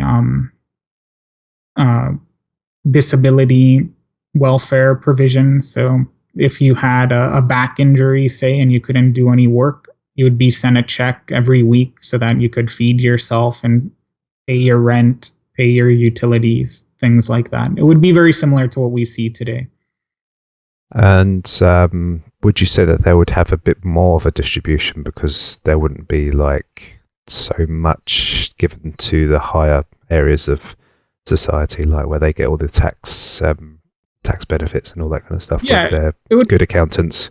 It would probably it would probably be more generous than what we observe now because of that lack of a class that's consuming most of the resources. But it would depend ultimately on the charity of the society, how much they felt they were willing to be taxed to give to infirm people. Right. Okay. Okay, so let's just work on a couple of communication situations here. So how would a merger happen? So two businesses are going alongside each other and they're producing a fairly similar good.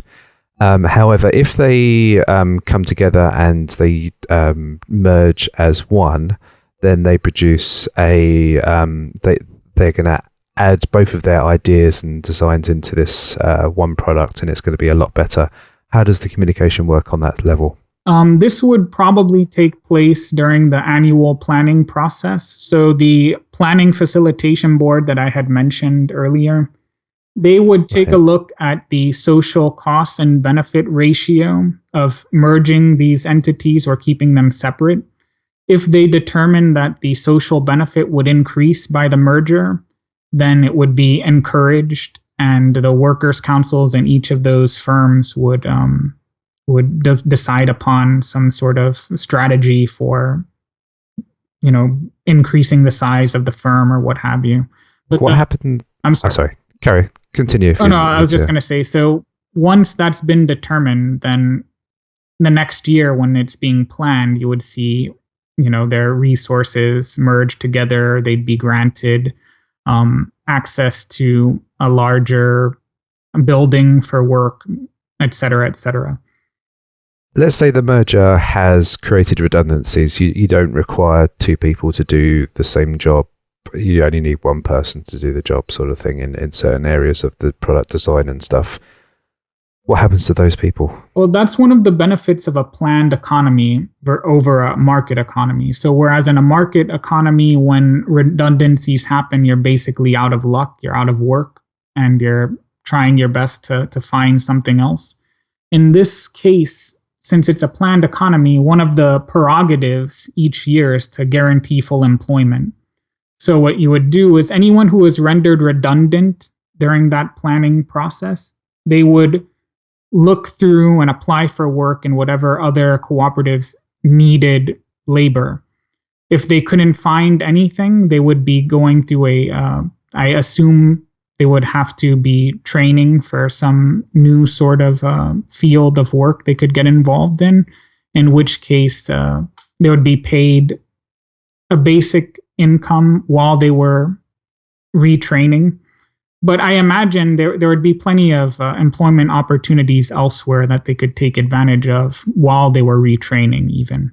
So there'd always be some sort of work available that the plan would account for. So even if they were rendered redundant at the end of the year, there's still ample employment opportunities elsewhere. Right. I think I'm going to just tie in a question to this one as well. How does competition get fostered within these businesses?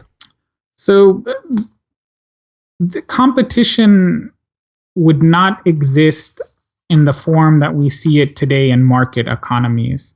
One of the things about a planned economy is that labor has become directly social, by which I mean all production is planned ahead of time. So you're not seeing firms competing against one another in the marketplace, and then you find out after the fact whether or not consumers really wanted your product, and then you succeed or fail on that basis.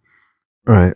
Everything's already been agreed upon ahead of time. So we already know what we're going to produce and what people want to consume. So there's not this sort of competitive environment that you observe. Now, capitalists, ideologues think that if you eliminate economic competition in that way, you lose an important spur of innovation and of excellence.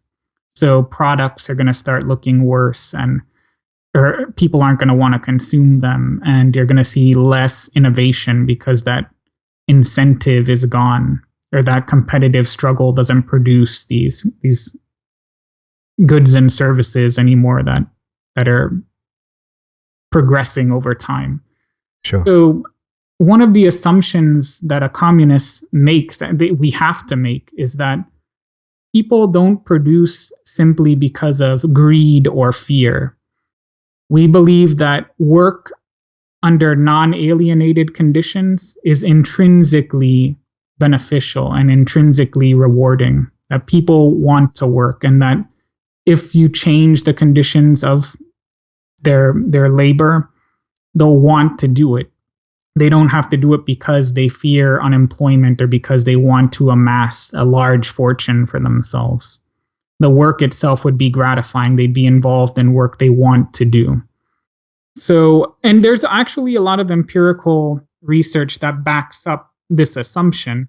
So, for instance, there's this writer, Daniel Pink. He wrote a book called Drive, and he found that once you account for people's basic necessities, what really motivates them in the work process isn't material incentives necessarily, and it's not the threat of unemployment that you get in a competitive setting. It's autonomy, mastery, and purpose. That's what really drives people to perform optimally. So, all right. Sorry, Michael. Just another one. Just a little thought in my head. I'm just going to hypothesize here. Let's just say I'm working in, I don't know, a tech firm, for example, and back home, I don't know whether this is allowed or not or anything like that, but I want to create a basement where I've got a big pool table and I can entertain my friends downstairs. However, on the wage or whatever the money system is at the time, I can't afford to get this done. How do I obtain the extra funds to get this sort of, it's not a necessary thing for me to get, it's just like an entertainment feature or something like that. How do I get the extra funds to afford this kind of thing? Okay, so I mean, obviously a lot of us consume things we don't need and we're going to continue to want to, even if it's purely for entertainment's sake. And let's say you didn't have the requisite consumption budget that year to account for it. There would still be credit and savings institutions in this society that I'm discussing. So if you have a good credit history, you pay back your loans, you'd be issued a loan and you could consume accordingly. You would just have to account for that in your annual consumption plan. So credit would be available if you didn't have the income to pay for it. You would just have to pay that down each year with the income you earned. Gotcha. There was some other point I wanted to make on competition. Just not a point, but just a question. I wanted to see your angle on it, but I guess we're going to have to move on, and I'll come back to it at a later point. So now we are in the realm of justice. So how do we have a police force? We would have a police force. I still believe that you'd need specialized professionals, especially when it comes to investigations. It's not something you could decentralize to the point where you just have a voluntary committee patrolling streets. If you have a murder case, you need someone who's trained, and you need a forensic department that can evaluate evidence accordingly. So you would still have a police force. Now, it would be more accountable to the community. There would be more oversight, but ultimately it would still be law enforcement. Okay, so how much power does a police officer have in comparison to a citizen? I mean, there would still be a power discrepancy because the police officer is tasked with maintaining law and order, and he has a better understanding of that than the average citizen does. He knows what laws are being broken and which are being followed. But as I said, he'd be held accountable for his actions. So if it was found that he acted inappropriately, he could be discharged with greater ease than you see today. Right. And Just on like a moral law and stuff like that, would there be, because in the situation of, hold on, let that coffee machine switch itself off 1 sec. Yeah, sure. No worries.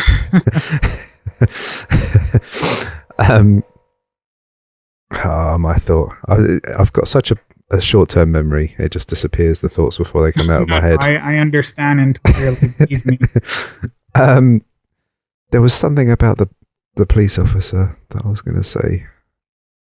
Yeah, okay, so with the police officer, in theory, in moral sort of law, would they only act if there was a complaint, or would they, say, for example, seek out people like the war on drugs and stuff like that? I think that things such as the war on drugs, I disagree with that today, for instance. And I think that society, since we'd be living in a more democratic polity, people would be able to shape that those policies more directly than we observe today. So assuming there is a war on drugs because society wants there to be one, because they're very concerned with the proliferation of drug use, they seem to think that if you outlaw it, you'll restrict its use. Then, yeah, the police would still be able to seek out people on that basis. I would hope, however, that better arguments would emerge and people would understand that this prohibition hasn't been working and it's a waste of resources. And we wouldn't see that in the future. But it all depends on what people decided was appropriate or not. Okay. How does this organizational structure work out how many police are required in a certain area? I guess it would depend on what the crime rate is in that area. If you're in a district where there's a history of violent crime, you would have to allocate more resources towards law enforcement there. I would hope that we could take preventative measures, try to find out what's causing this behavior. I would suspect that petty crimes such as theft and burglary and those sort of crimes would reduce because you'd have a more equal distribution of resources and you'd have full employment. You wouldn't have these pockets where people aren't working and just have to steal or engage in illicit activities to make ends meet. So I would imagine you'd see a reduction in crime, but there'd still probably be areas where violent crime was higher than others, and you'd have to have a greater amount of law enforcement resources there. Okay, so say you've found a criminal and you've arrested him. What do you do with him next? Do you put him in a prison? Do you put him in a cryogenic freezer? What do you do with him next? Well, see, I differ from a lot of other leftists because there's most communists, in my opinion, have a unrealistic view of crime and the motivations behind it. They seem to think that once you have a egalitarian distribution of resources, all crime is going to be gone. They try to reduce everything to economic problems. Right. And I don't believe that. I think you're still going to have crimes of passion. You're still going to have serial killers that are just criminally insane. You'll have rapists, probably. These sort of things aren't just going to disappear. I think they're perennial problems. So I think we're still going to have prisons. And personally, and a lot of people, especially liberals, would disagree with me, but I believe in capital punishment as well for certain offenses. So serial killers, I think they've taken a life, therefore they shouldn't have the right to live their life. I'm of that eye for an eye perspective, which a lot of people consider conservative, but I just consider it a matter of justice. But it's got to be like a real proven well beyond reasonable doubt situation. Yeah, I don't believe that circumstantial evidence is ever appropriate for capital punishment. I think that the threshold of evidence has to be very high for those sort of cases. Sure. Like in some ways, like this, I can't remember who it was a Russian person and stuff like that. Sometimes people in different situations, they can go through life. Some people can become communists, people can be capitalists and things like that, and some people in certain situations become murderers as well. Would there also be an idea of rehabilitation as well, or is that just something that can't be proven, and a lot of people, just by the empirical data, they can't really return back to society? How does that get approached? I've gone through a lot of the empirical data for certain crimes. I think that you can rehabilitate certain criminal types, so petty burglary, even a few violent offenses. I think that those sort of people can be rehabilitated. I think the data points in that direction. But when it comes to, say, child molesters or serial rapists or serial killers, there's just no evidence that you could rehabilitate people like that. And furthermore, their actions are so intrinsically gruesome that I don't think they deserve the opportunity to be rehabilitated. They already engage in such heinous activities that they shouldn't be awarded that opportunity. Right. So if the empirical data suggests that there's no way of rehabilitating this person, then there's just no point. You might as well just send them capital punishment sort of thing. Yeah, depending on the severity of the offense. I mean, sometimes you can catch these kind of people early enough that they haven't done anything. So if you notice that someone is a violent sociopath, a lot of this behavior manifests early in life. So you see people torturing and killing animals and engaging in bizarre behavior. Those sort of people, since they haven't necessarily killed anyone yet, you could at least isolate them from society. You can quarantine them somehow so they aren't able to act on those impulses. Sure. And just on the surveillance side of things, how much can society survey other people? Does the police need to be informed first before they pursue somebody? Are there CCTV cameras everywhere? What is the surveillance on society? I think the surveillance state today is way out of hand, and I am a critic of it. And I don't believe that we would need that in a communist society. I think that some sort of complaint should be issued before someone's being pursued. Now, I'm assuming in this scenario that we're not going to have the same sort of problems that we observe today with, say, terrorism, because after a revolution were to happen, the imperatives behind the foreign policy practice today are no longer going to exist. So you're not going to see American soldiers in the Middle East causing all kinds of chaos that eventually results in blowback in the form of terrorism. So I would assume you'd see a reduction of that. Now, if there was a terrorist threat analogous to what we see today, then you might have to have some level of surveillance. But I still believe that border controls and this change in foreign policy is going to make that unnecessary. Okay, what if society found that somebody was paying, like somebody had a little business set up on the side and he was paying people some wages and stuff like that? What would happen to him in society? So like a black market started material. Yeah, and he's trying to set up his own little side business, like a shadow little business on the side. Right. Since wage labor in this scenario would be outlawed if he was engaging in wage, if he was paying people a wage for their surplus value, in exchange for their surplus value, he would be arrested, and his whatever means of production he accumulated would be returned to the public domain. Confiscated, yeah? Yeah, confiscated, yes. Yeah, okay. So that's the sentence, confiscation. Right. Yeah, okay, gotcha. But it's not incarceration as such. No, I don't think that you would have to resort to those methods. I think that just confiscating the assets would be sufficient. And I would hope that people wouldn't feel inclined to engage in that activity, especially on the side of wage laborers. I don't think you would need that. And conceivably, they wanted to augment their income somehow, and there would have to be some alternative currency that was enabling this to occur. but I just don't think people would resort to that. I would hope not. But if so, yeah, confiscation would be the route I would favor. Right.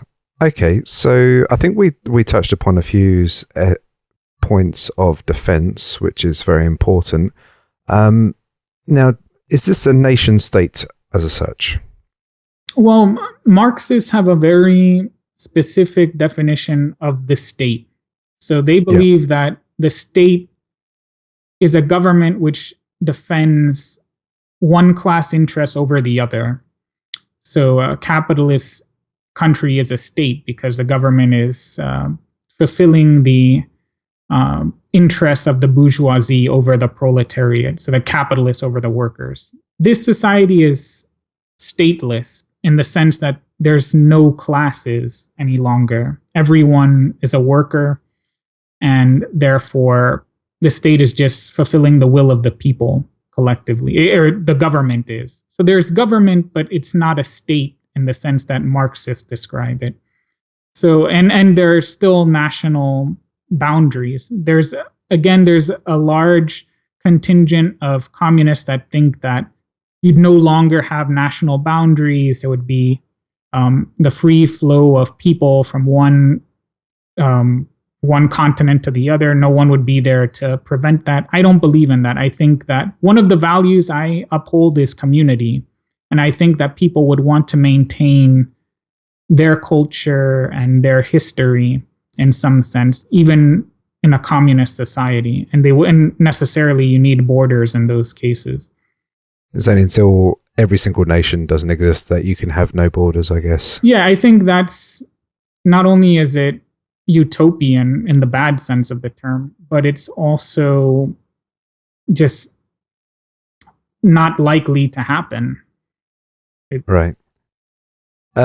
So let's just say, for example, there's everyone else. You've got the nation which is communism, and everywhere else is capitalism, and the capitalism nations are going through a Great Depression, and a lot of migrants want to migrate into your borders. How does that get organized? If the society decides that we're generous enough to take in these migrants, if we have the resources to accommodate them, then I assume they would decide upon some method of processing these migrants and then assimilating them into the society and workforce somehow. But it wouldn't be like what you observe today in, say, in Western Europe, where you have all these refugees flooding in and it's a haphazard mess and it causes all kinds of problems. I would think that people, even in Europe, you see a lot of resistance to that. People are getting upset because their governments aren't responding to their will in this situation. They're just letting this happen. But since in a communist society, since the government is more directly democratic and beholden to the people's interest, they would try to implement these policies in a more rational manner and consistent with the will of the people.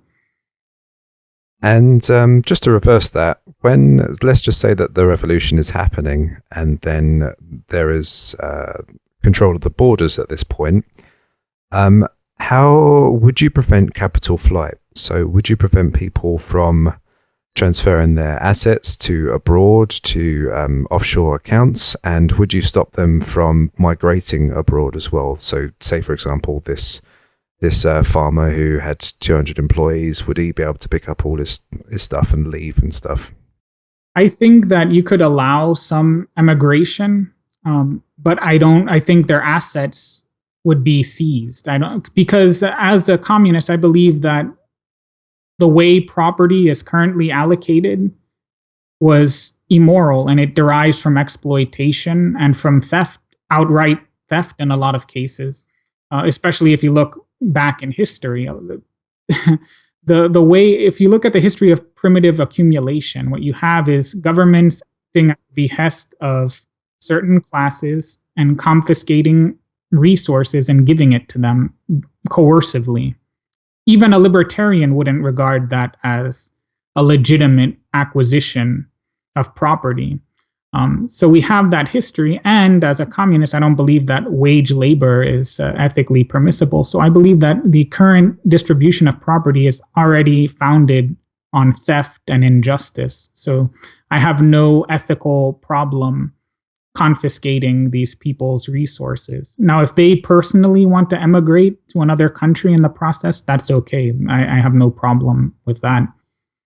Okay, Michael, just so that I'm clear, so at one point, if somebody owned a business, they could potentially go to the government and get some kind of compensation for them converting it into a cooperative. But then on another side, say if they were to try and take all their assets and leave, then that would be confiscated. Is that right? Yeah, that's correct. That's how I envisage it. Because in the one instance, you have someone that's willingly cooperating with the demands of the new society. In the other case, you have someone who's just trying to flee and take his resources with him. And I consider that a more objectionable route. Right. Okay. So healthcare. Now, how is the approach of healthcare? Is it because healthcare is quite an interesting one, because literally you can throw tons and tons of money at it. But there's so many different ways that you can treat somebody. You can treat somebody with a pill. You can treat somebody with a bandage. You can have massive surgery, all those kind of things. How do you approach healthcare? Okay, that's a good question, especially in a planned economy. So what you have in private healthcare systems, and I've been involved in that system my whole life, so I know it pretty well, is since it's conducted often for profit, what you have is there's an incentive built in to subject patients to a litany of unnecessary examinations and tests that are wasteful when you think about it, but people are making money off of them. So that would be eliminated because there wouldn't be any profit obtained from those acts. So what you'd have is a more conservative approach to how illness is treated. So the doctors would be a little bit more objective in their evaluation of patients, and a little more conservative in how they treated these symptoms. So how does their budget work in that sense? The budget would be allocated again during the plan. I didn't get into the difference between an annual production and consumption plan and a long-term developmental plan. It's an important distinction here, because in the developmental plan, that's where we have research and development and resources allocated to those endeavors. And in healthcare, that's obviously very important, because we're talking about developing new medications, new treatments, new machineries, conceivably, that can help in the process. So those resources are allocated in the long-term planning process, and it's adjusted periodically, annually or semi-annually, depending on the needs of the hospital. But the way it would be rationed would be similar to what you see today in certain Western European countries. It would be a national health service. Right. Okay, so like a national budget sort of thing, right? And then people just have to work within the controls of that. So like the NHS sort of example. Yeah, exactly. You wouldn't be charged out of your consumption budget annually. That would all come out of tax revenue. Right. And the drug system, can somebody self-prescribe? I guess it would depend on the drug. When it comes to, say, antibiotics, that can be problematic, because you can build up resistance, and then you can have an epidemic sweep the population if enough people are resistant to the antibiotic. Sure. When it comes to other forms of medication, it would be permissible, but then again, you have issues with controlled substances like opiates. Again, that can be a problem in its own right, because they're highly addictive, and it would be better for a healthcare professional to evaluate your need for those drugs.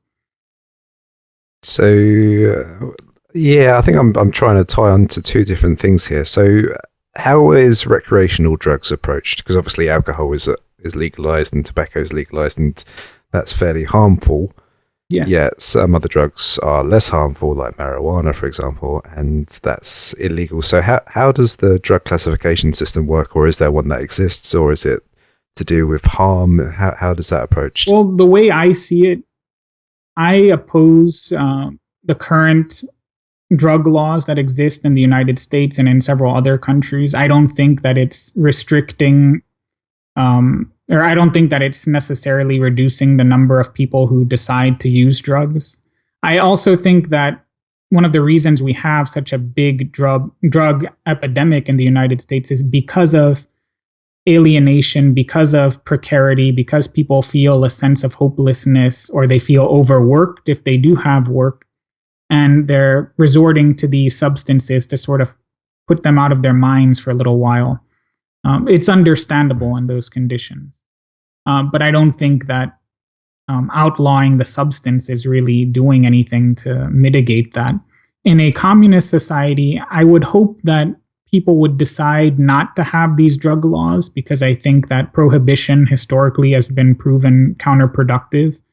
I don't believe that we would have like these distribution centers where you could come and pick up heroin or cocaine if you wanted to. Get your fix for the night. Yeah. That I don't believe. I don't think you should increase the supply of the drugs. But I also don't think that we need laws against their use. So yeah, bring us back to healthcare again. So, you know, in some ways, like, have you ever like looked on the internet and seen like if you feel a bit ill and you look at the like what potentially could happen, then you almost like work out what drugs you need to be prescribed and all that kind of stuff. You go down to the doctor, you say, look, I've got this and that, and I think it's this, and then he agrees with you. Yeah. So could you have a little bit more autonomy on your own health as such, and I think without always going to professionals all the time? I think you could have a somewhat more autonomy, again, depending on what the treatment options were. I mean, if it's something very simple, like you've diagnosed yourself, you went on WebMD and you think your symptoms are consistent with strep throat. If you wanted to bypass the whole test, the culture test that they have to do to determine that the doctor thinks that your diagnosis was fair enough, then you could just pick up your prescription at the pharmacy immediately. You can even save resources that way. But if it's a more severe condition, or if there are several possible causes to your symptoms, then you're probably going to want to see a doctor to get the requisite tests done. Okay. All right. So now we are moving on to a very important thing of how we cultivate our future, which is education itself. So I guess there's two sort of main schools of thought when it comes to education, pardon the pun. Do we create individuals who seek out their own education and work out where they want to go, or do we create a national curriculum where people have a standardization of education? I don't think the two are mutually exclusive. So, to the extent I've studied this issue at all, I've been more persuaded by the theories of education that were formulated by John Dewey, who was a philosopher of education. Journalist, yeah. So I think that as opposed to the standardized system that we see today, I think that we need to give individual students somewhat more autonomy in what they feel interests them and sort of guide them along the path that they decide. Obviously we need some standardization. We need people to have a certain set of skills just so they can function correctly in society. So people need to know how to read, write, and do basic math. But I don't think we need these standardized tests that are evaluating people. There's another philosopher of education, Alfie Cohen. Right. I've been persuaded by a lot of his reform proposals. He also has a really good book where he outlines some of the empirical issues with competition, both within an educational setting and within society at large. I really recommend that to listeners. Sure. So I think that we need to incorporate facets of both models personally. Examinations, do they exist? They do, but they're not quite as rigid as they are today. I don't think we need to be testing students as frequently as we are. I think that an evaluation at the end of the year to see whether or not you adequately retained the information that was conveyed to you would be ideal, but I don't think we need these rigid grading systems that we have today. And say if you fail your exams, does that mean that you are at a lower point of society? If you fail your exams and you're hoping to procure work in a cooperative where these skills are essential, then you're probably going to be disappointed because you won't be hired. However, that doesn't mean that you're going to become destitute. Again, resources are allocated in a relatively egalitarian manner. So no matter where you end up in the end point of your education, you'll still be able to maintain an adequate standard of living. Okay, and I need to mention this one as well. Is it free to access? It is, yeah. Education is publicly provided all the way up to higher education and graduate school. Right, okay. And is there anything else that I've missed out on the education? I think it's a very broad subject. No, I feel like we covered it adequately. Okay, good. Okay, so next one, I think I needed to mention this one as well. So what happens with the environment and land ownership? So let's just work out land ownership first. There's public land, there's private land, things like that. How does that get worked out? Is there a different organization which approaches to it? Because there's some people that are going to have ridiculous amounts of land and some people that have got nothing. So yeah, how is that approached? Because I know that land is very important. Yeah, land is really important. The way that communists conceive of land is we're of the opinion that nobody did anything to bring it into existence. Therefore, it's our common inheritance. So that doesn't mean that everyone is given an equal amount of land. I mean, people could decide to do that if they wanted to, but ultimately we don't believe that you own the land in any sense, in any strong sense. So there'd still be houses, there would still be acres of land people could acquire if they wanted to. However, there would but we regulate its usage. So we wouldn't allow people to have, say, 10,000 acres for one family. That just doesn't seem fair. It seems like an inefficient use of the land just because somebody wants to be isolated. So more on a productive sort of scale. When it comes to the productive use of land, of resources, again, that's part of what we consider the commons. So it's publicly, or if you prefer, socially owned and managed. So, sure. So society regulates its use to whatever ends we're interested in. Obvious. So this is critical in the planning process, again, because we're talking about raw materials that are necessary in production.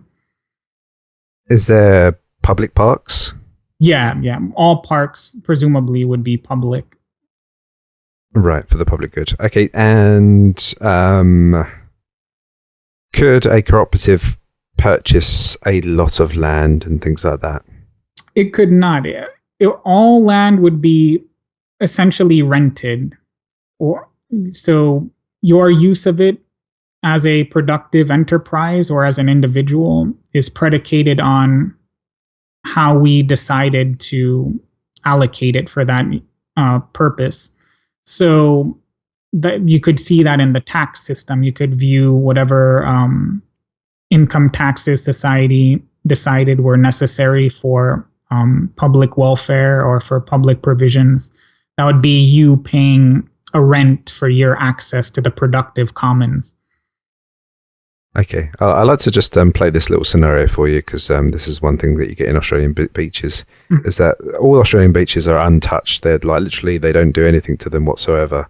So I find that, in my opinion, maybe a lot of people probably wouldn't, but in my opinion, I find that a little bit boring. I would actually like a little bit more of a privateer sort of approach to a beach where I've got a sun lounger, I've got a little bit of music, I've got somebody giving out cocktails and stuff like that. Yeah. So how does that, like, if some cooperative wanted to create like an entertainment sort of area of a beach or something like that, how does that get approached? They would submit their proposal to the planning facilitation board. And if enough consumers wanted to utilize that service, then it would be authorized because the social benefit would outweigh the social cost. It wouldn't be an inefficient use of resources. So if your plan resonated with consumers, which I assume it would, I often think, sometimes I agree with people on the right in that I think governments today are a little too conservative in how they approach public lands. They're too parent. They're trying to preserve them to a superfluous extent. Yeah. So obviously, we could develop goods and services with that land that wouldn't necessarily risk its ecological integrity. Right. Okay. So I'm going to approach a few more environment. These are very awkward questions, but I'm going to try and see how we approach these. So let's just say, for example, a cooperative needs to produce a certain good, maybe a raw material or an agricultural good as well, and it requires more land for this. However, this potentially will cause the destruction of a species of bird, for example. How does that get approached?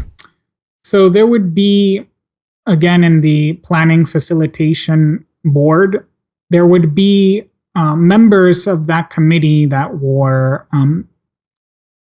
if not directly involved in ecological organizations, they would at least have to hear out their objections to certain plans. So if some species of bird could be jeopardized by this proposal, the planning facilitation board would have to weigh that into consideration before approving or denying the proposal. If the objection was persuasive enough, and if people democratically agreed in that community that they want to preserve that species, then obviously it would not be authorized. So there would probably, I would imagine there'd be some sort of a referendum in the community over that proposal, so that it wouldn't just be the board unilaterally deciding whether or not to authorize that use of land, but the community itself would have some sort of input. So because I think the environment's quite an interesting one, particularly from a communist's perspective. So how, let's say resources are getting consumed and we're going to run out in certain situations and stuff like that. Now, capitalists would say, well, the free market would adapt, the competition would adapt to the situation and find a different resource to use and sell it back. How does a communist society adapt to scarcity of resources and work out what's best for the environment?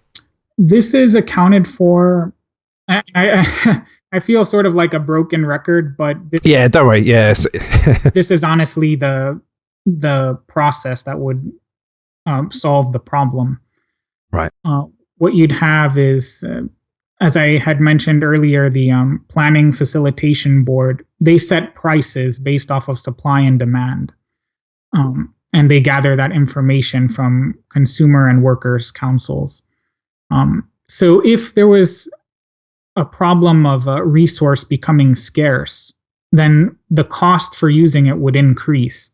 So then when they were approving or denying production proposals that year, the social cost for producing it would probably exceed the social benefit, because that use of the resource, if it's scarce and it's critical for whatever reason, then it would be there'd be a mitigating force so that they'd be reluctant to approve of any further use of that resource.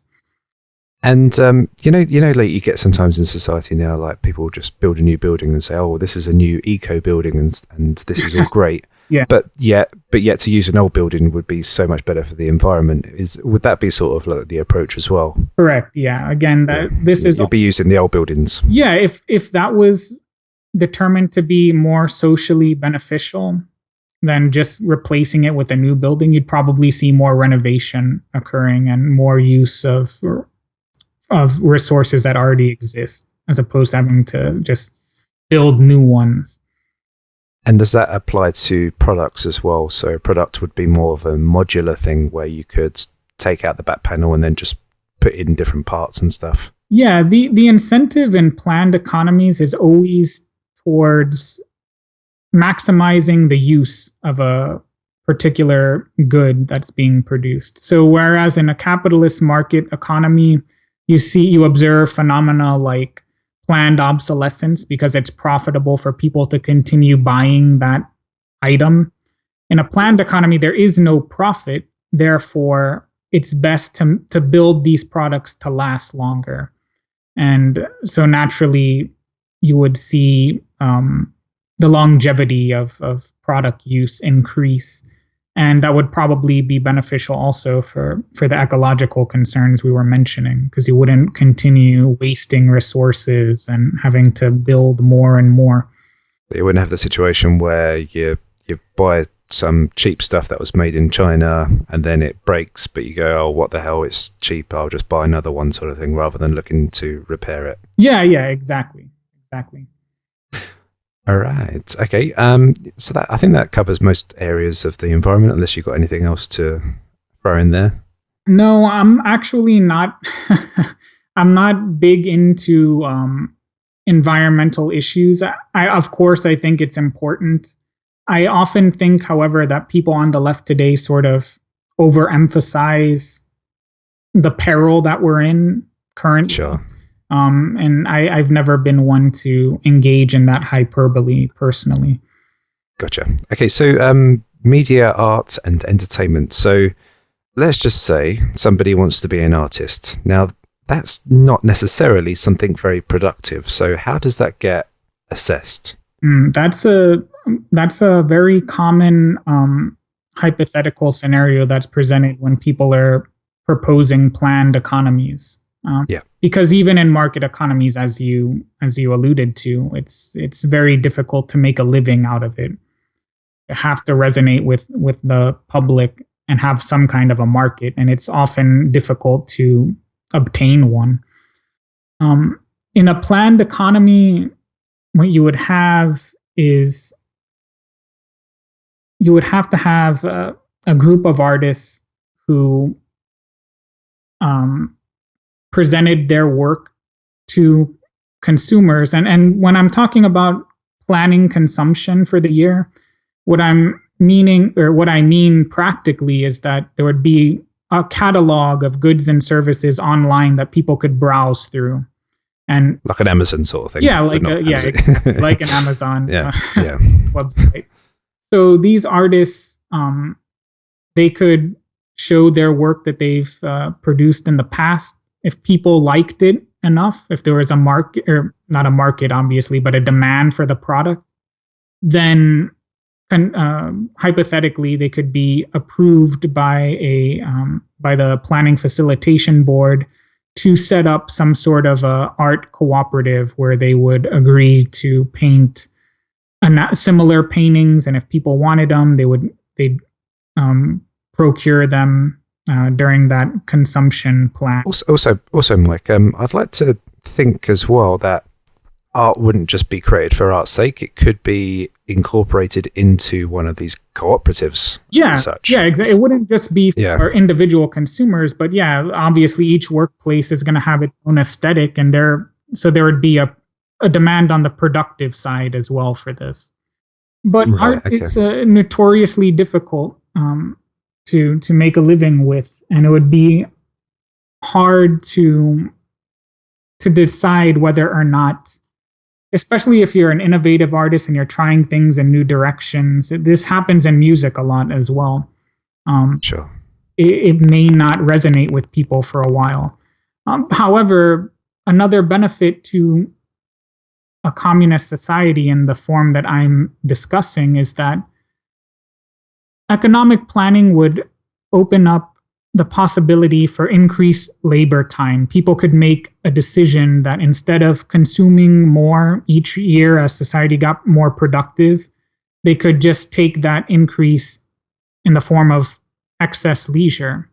So you would have people being given the means by which to develop hobbies and personal interests outside of work, and that would sort of lead to a proliferation of art and music and people developing their capacities and on their own. And you would have, like, if say you're an artist and you were interested in a new innovative way of painting, you'd have time after work to and the resources by which to engage in that activity. And then over time, if enough people really liked what you were doing, then you could come up with a proposal that would probably meet with more success.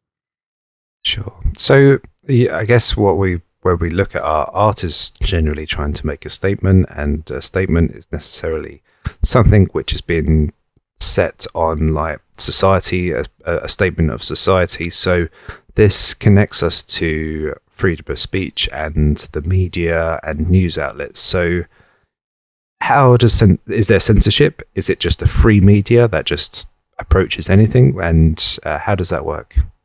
I'm what some people would call a free speech absolutist. So I don't believe in any form of censorship on speech whatsoever. And I believe that should be one of the basic human rights that the Constitution of this Commonwealth guarantees.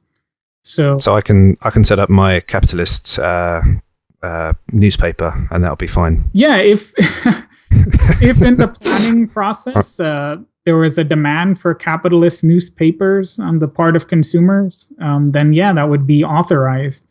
However, acting upon that would be problematic because then there's laws that enforce the governing principles of that society. But in terms of just publishing materials that are conveying your views, that would be entirely appropriate if there is a demand for them.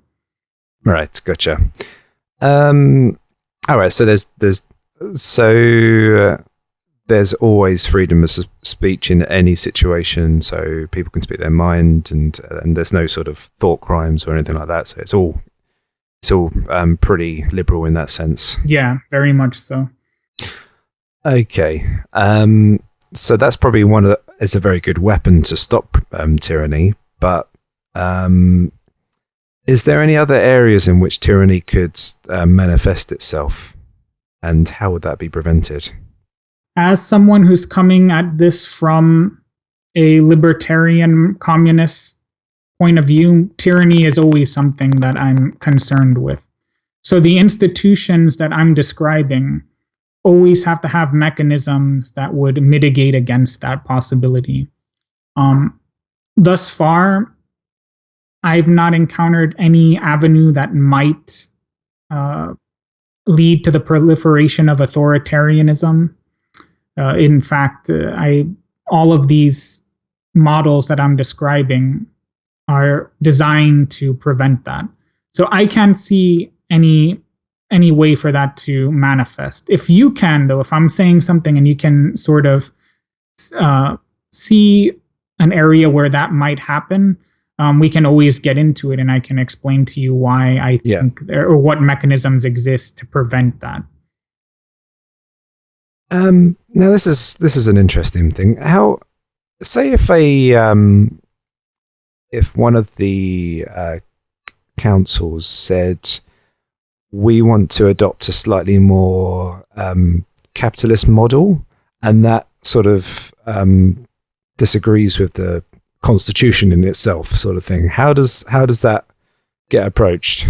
Well, in any society, and this is where authority is observable in any form of economy, is that there is a very strict understanding of how resources, what the correct ownership of resources is. So in a capitalist economy, we have a guarantee of private property. You're permitted to do whatever you wish with your property.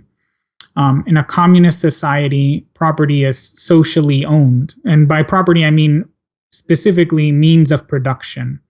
I'm not talking about your toothbrush or something like that. Obviously, you have complete control over items for active personal use. That's not what I mean by property. So if a cooperative decided one day that, we want to claim these means of production for ourselves, and we want to assign this worker sole ownership of them, and then we start working for him, that would be against the law and it would be prohibited, because those very means of production that they're using are socially owned by the society at large.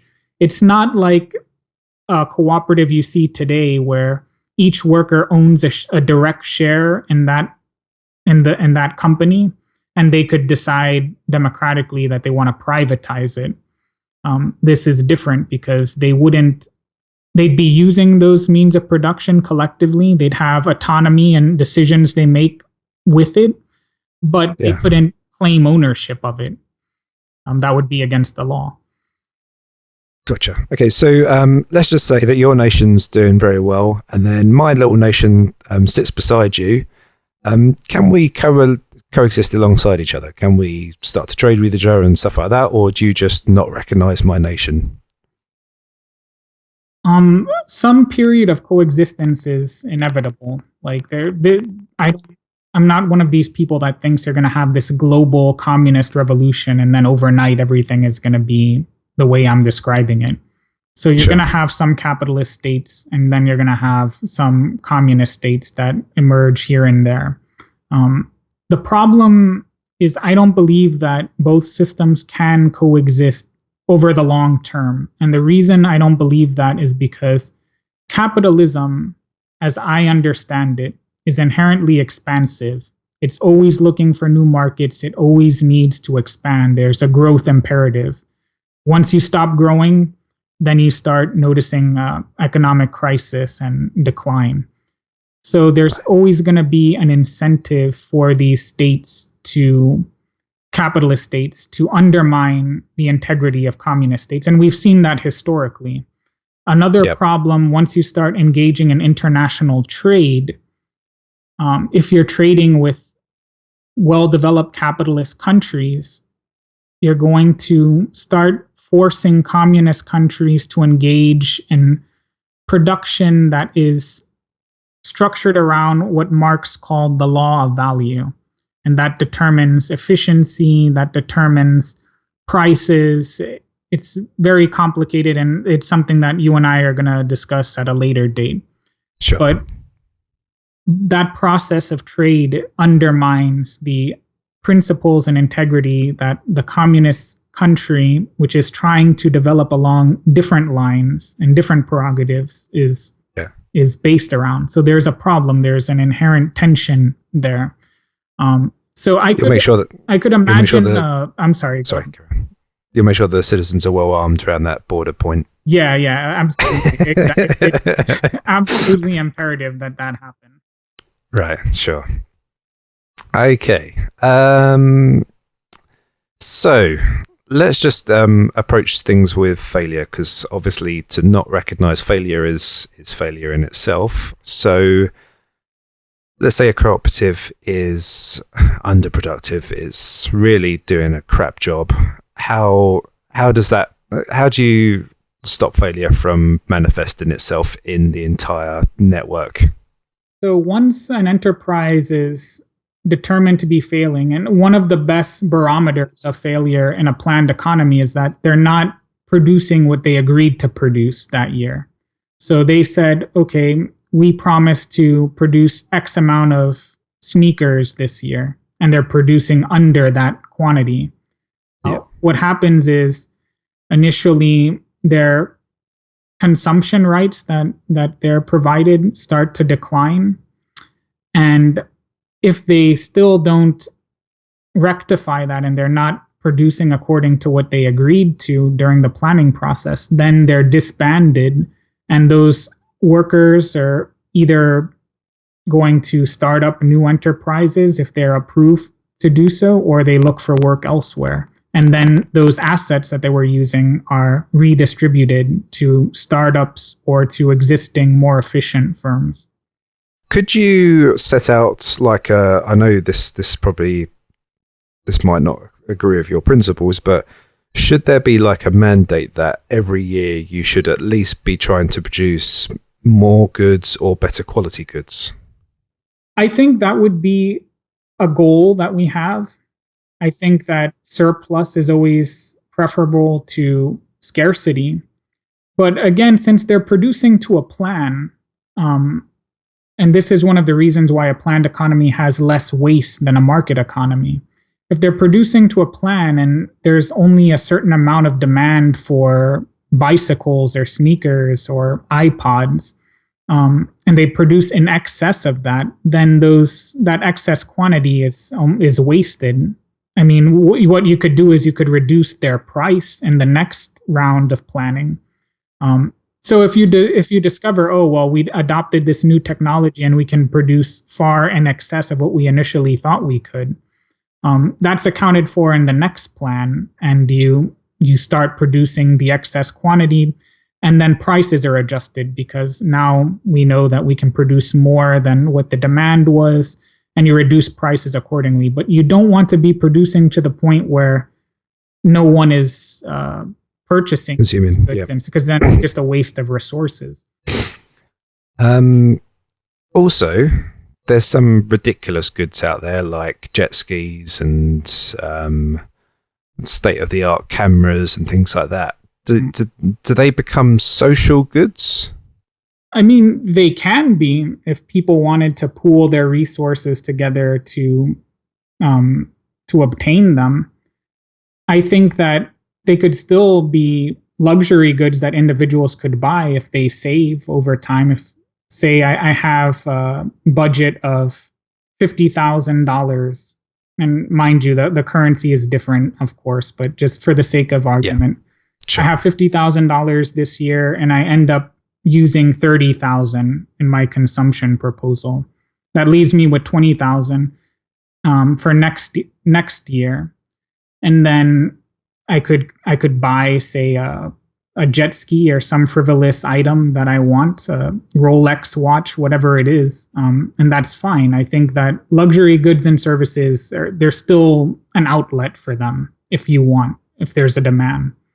And also you can have like them in a state library as such, so people can access them and use them, and then you could have you could have rental services, where you have, like we have today. If you go to South Florida, or even down the road from where I live, you can go rent a jet ski for the day, and that would be something you account for when you're planning, because not only are you planning for the goods you want to consume, but also the services, and that would be a service that you could pay for. Sure. Okay. So I guess this is going to... there's a question that I had regarding automation, but I think you may have answered that before, so I might try and reframe this question. How, in automation, right, you could get a situation where literally a factory could be fully automated. Mm-hmm. Now, there isn't any labor cost almost at that point. So does that mean that's a zero labor cost industry, and then the only labor cost areas that remain are other industries? Is that right? Yeah, that would the correct way of thinking. I mean, there would still be a cost for the resources it took to maintain the facility and to produce it in the first place. Right. However, since it's fully automated, what you'd have is that would increase the potential for leisure time in society, and theoretically you would have an increase in output, so that would lower prices, and it would be good all around. You could plan around that. Sure. All right. Armageddon time. So a meteorite is going to strike the Earth. However, the nations are all mixed up. We've got slight communist ones. We've got other ones as well. How does council communism react to such a situation? Well, just as we have provisions today in the current governments of the world, where we have resources that are devoted specifically to responding to natural disasters, you would have that as well, and that would be the revenue necessary to maintain them would be taken during the taxation that you would pay, your income taxes, or the rental taxes that you have for the a surplus for disasters. Right, there always have to be a surplus for disasters. That's just that's an insurance policy, in other words. So you need that. Sure. Okay, so we've done a lot of macro level sort of arguments here. Now let's look a little bit micro now.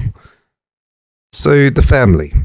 Yeah. Now, every time that society changes, I would imagine big changes happen to the family itself. Now, say, for example, when after the Second World War, two parents now go to work, and that has dramatically changed the family structure in an incredible way. So, in the sense that the family have to go to work, there's more, especially in Western society, there's less of a community around the family now. So it's like a nuclear family, and basically children might feel a little bit more ostracized. There's a little bit more people staying at home rather than going outdoors. There's all these kind of changes which can happen to the family when sociological things can happen.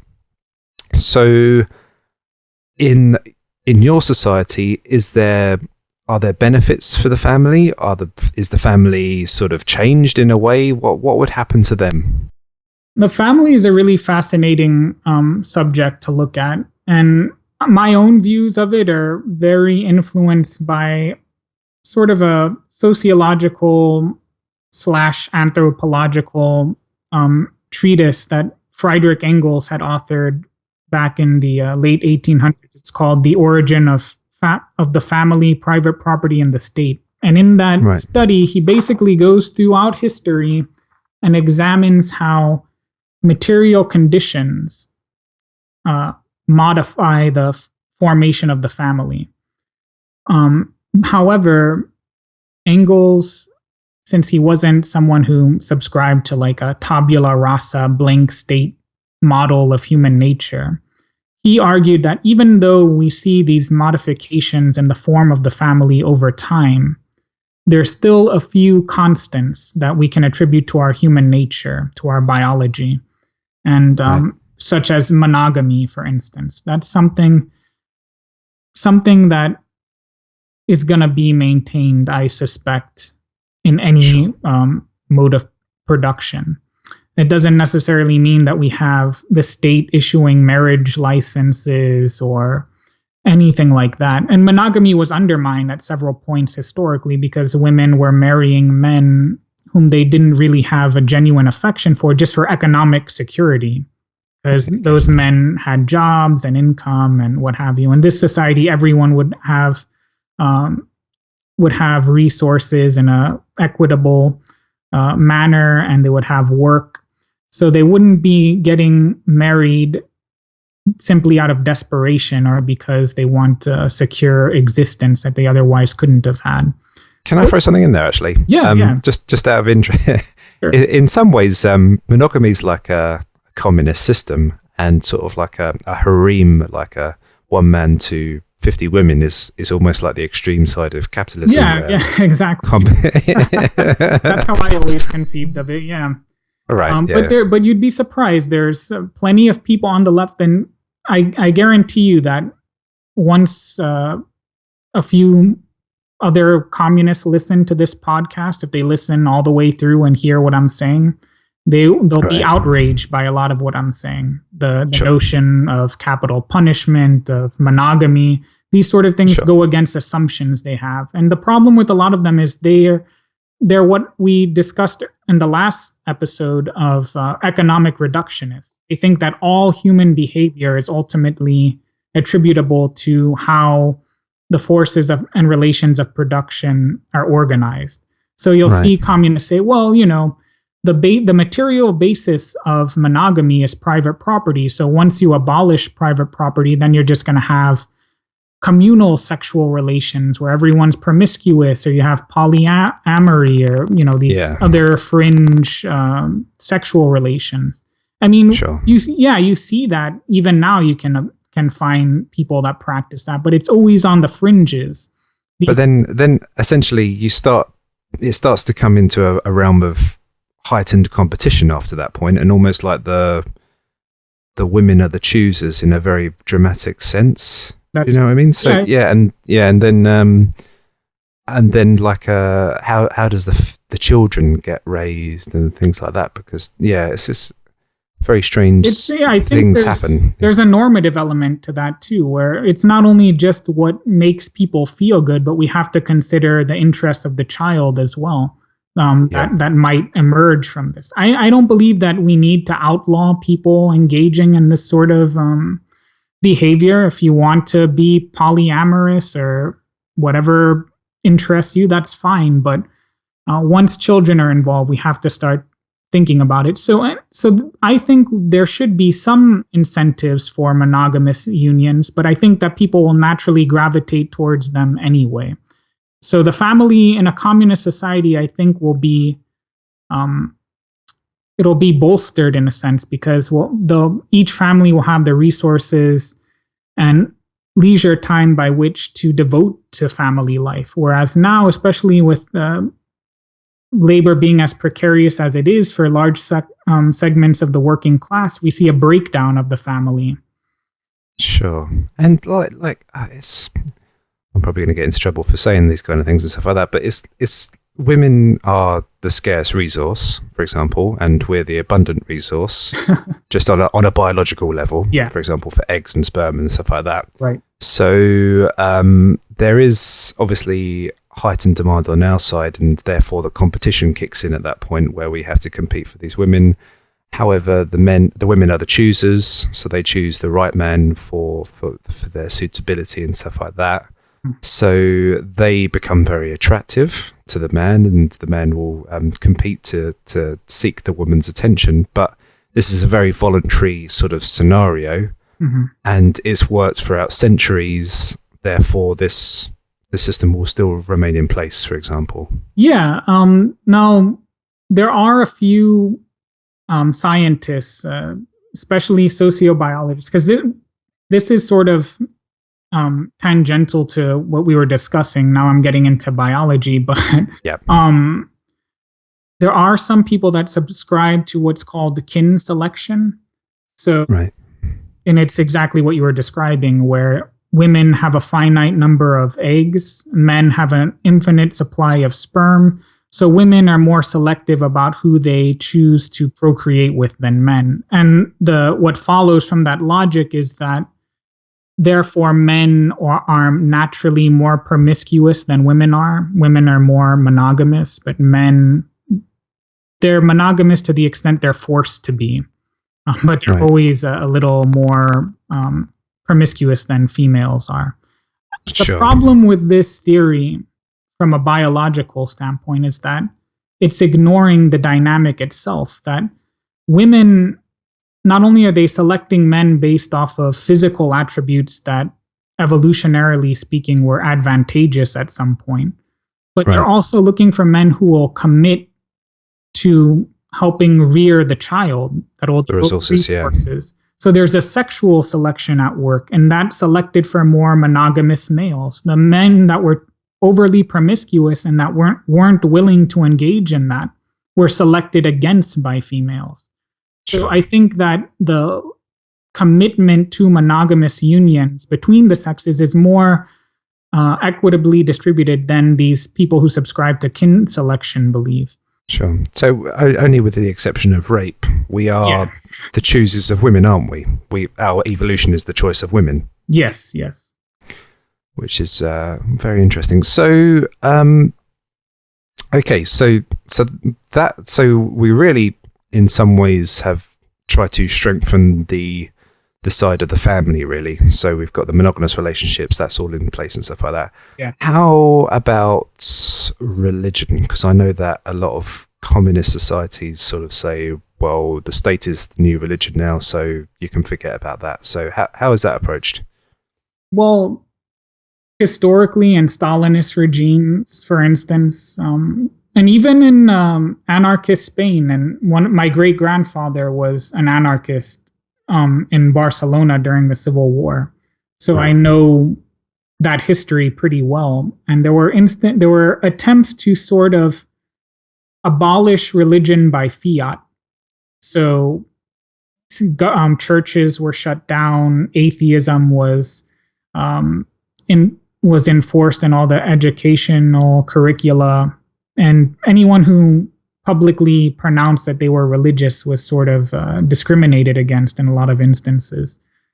That actually violates a very fundamental principle of Marxist sociology, ironically, because a lot of these people considered themselves Marxists, where Marx made the argument when he discussed religion specifically, he was making the point that religion existed historically and continues to exist because it fulfills a very real human need. He happened to believe that once conditions of privation were overcome, then you'd see a corresponding increase in secularism. Right. But I think there's a lot of truth to that, because if you look at Europe, for instance, where there's fairly relatively egalitarian conditions, and there's material wealth and abundance in a lot of countries, you see those countries tend to be the more secular. And if you look in the United States, where you find religious sentiments most acutely are in very poor areas, where the need to believe in a redemption in the afterlife is more understandable.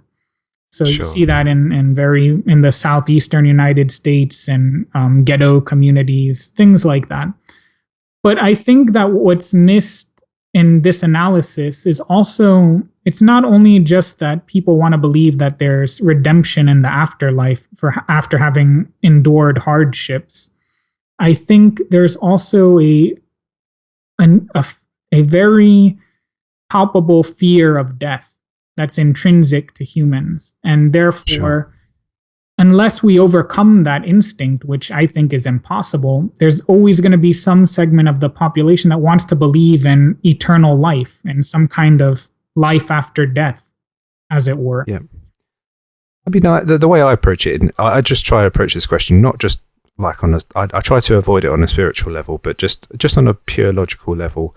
It appears that we've got a segment of our brain which is on the leans towards spirituality. So it just, I think it might have been programmed into that, maybe through the tribe, so that we have like these spiritual connections and stuff like that. So regardless of any way you look at it, our brain is programmed for us to have this spiritual sort of leading of thinking. It's programmed into us in some way, and it's like innate. People think somebody that's outside of religion completely will still have the brain will start to think of religious things like afterlife and things like that. It will manifest itself regardless, and that's potentially part of our own creation, our creativity itself.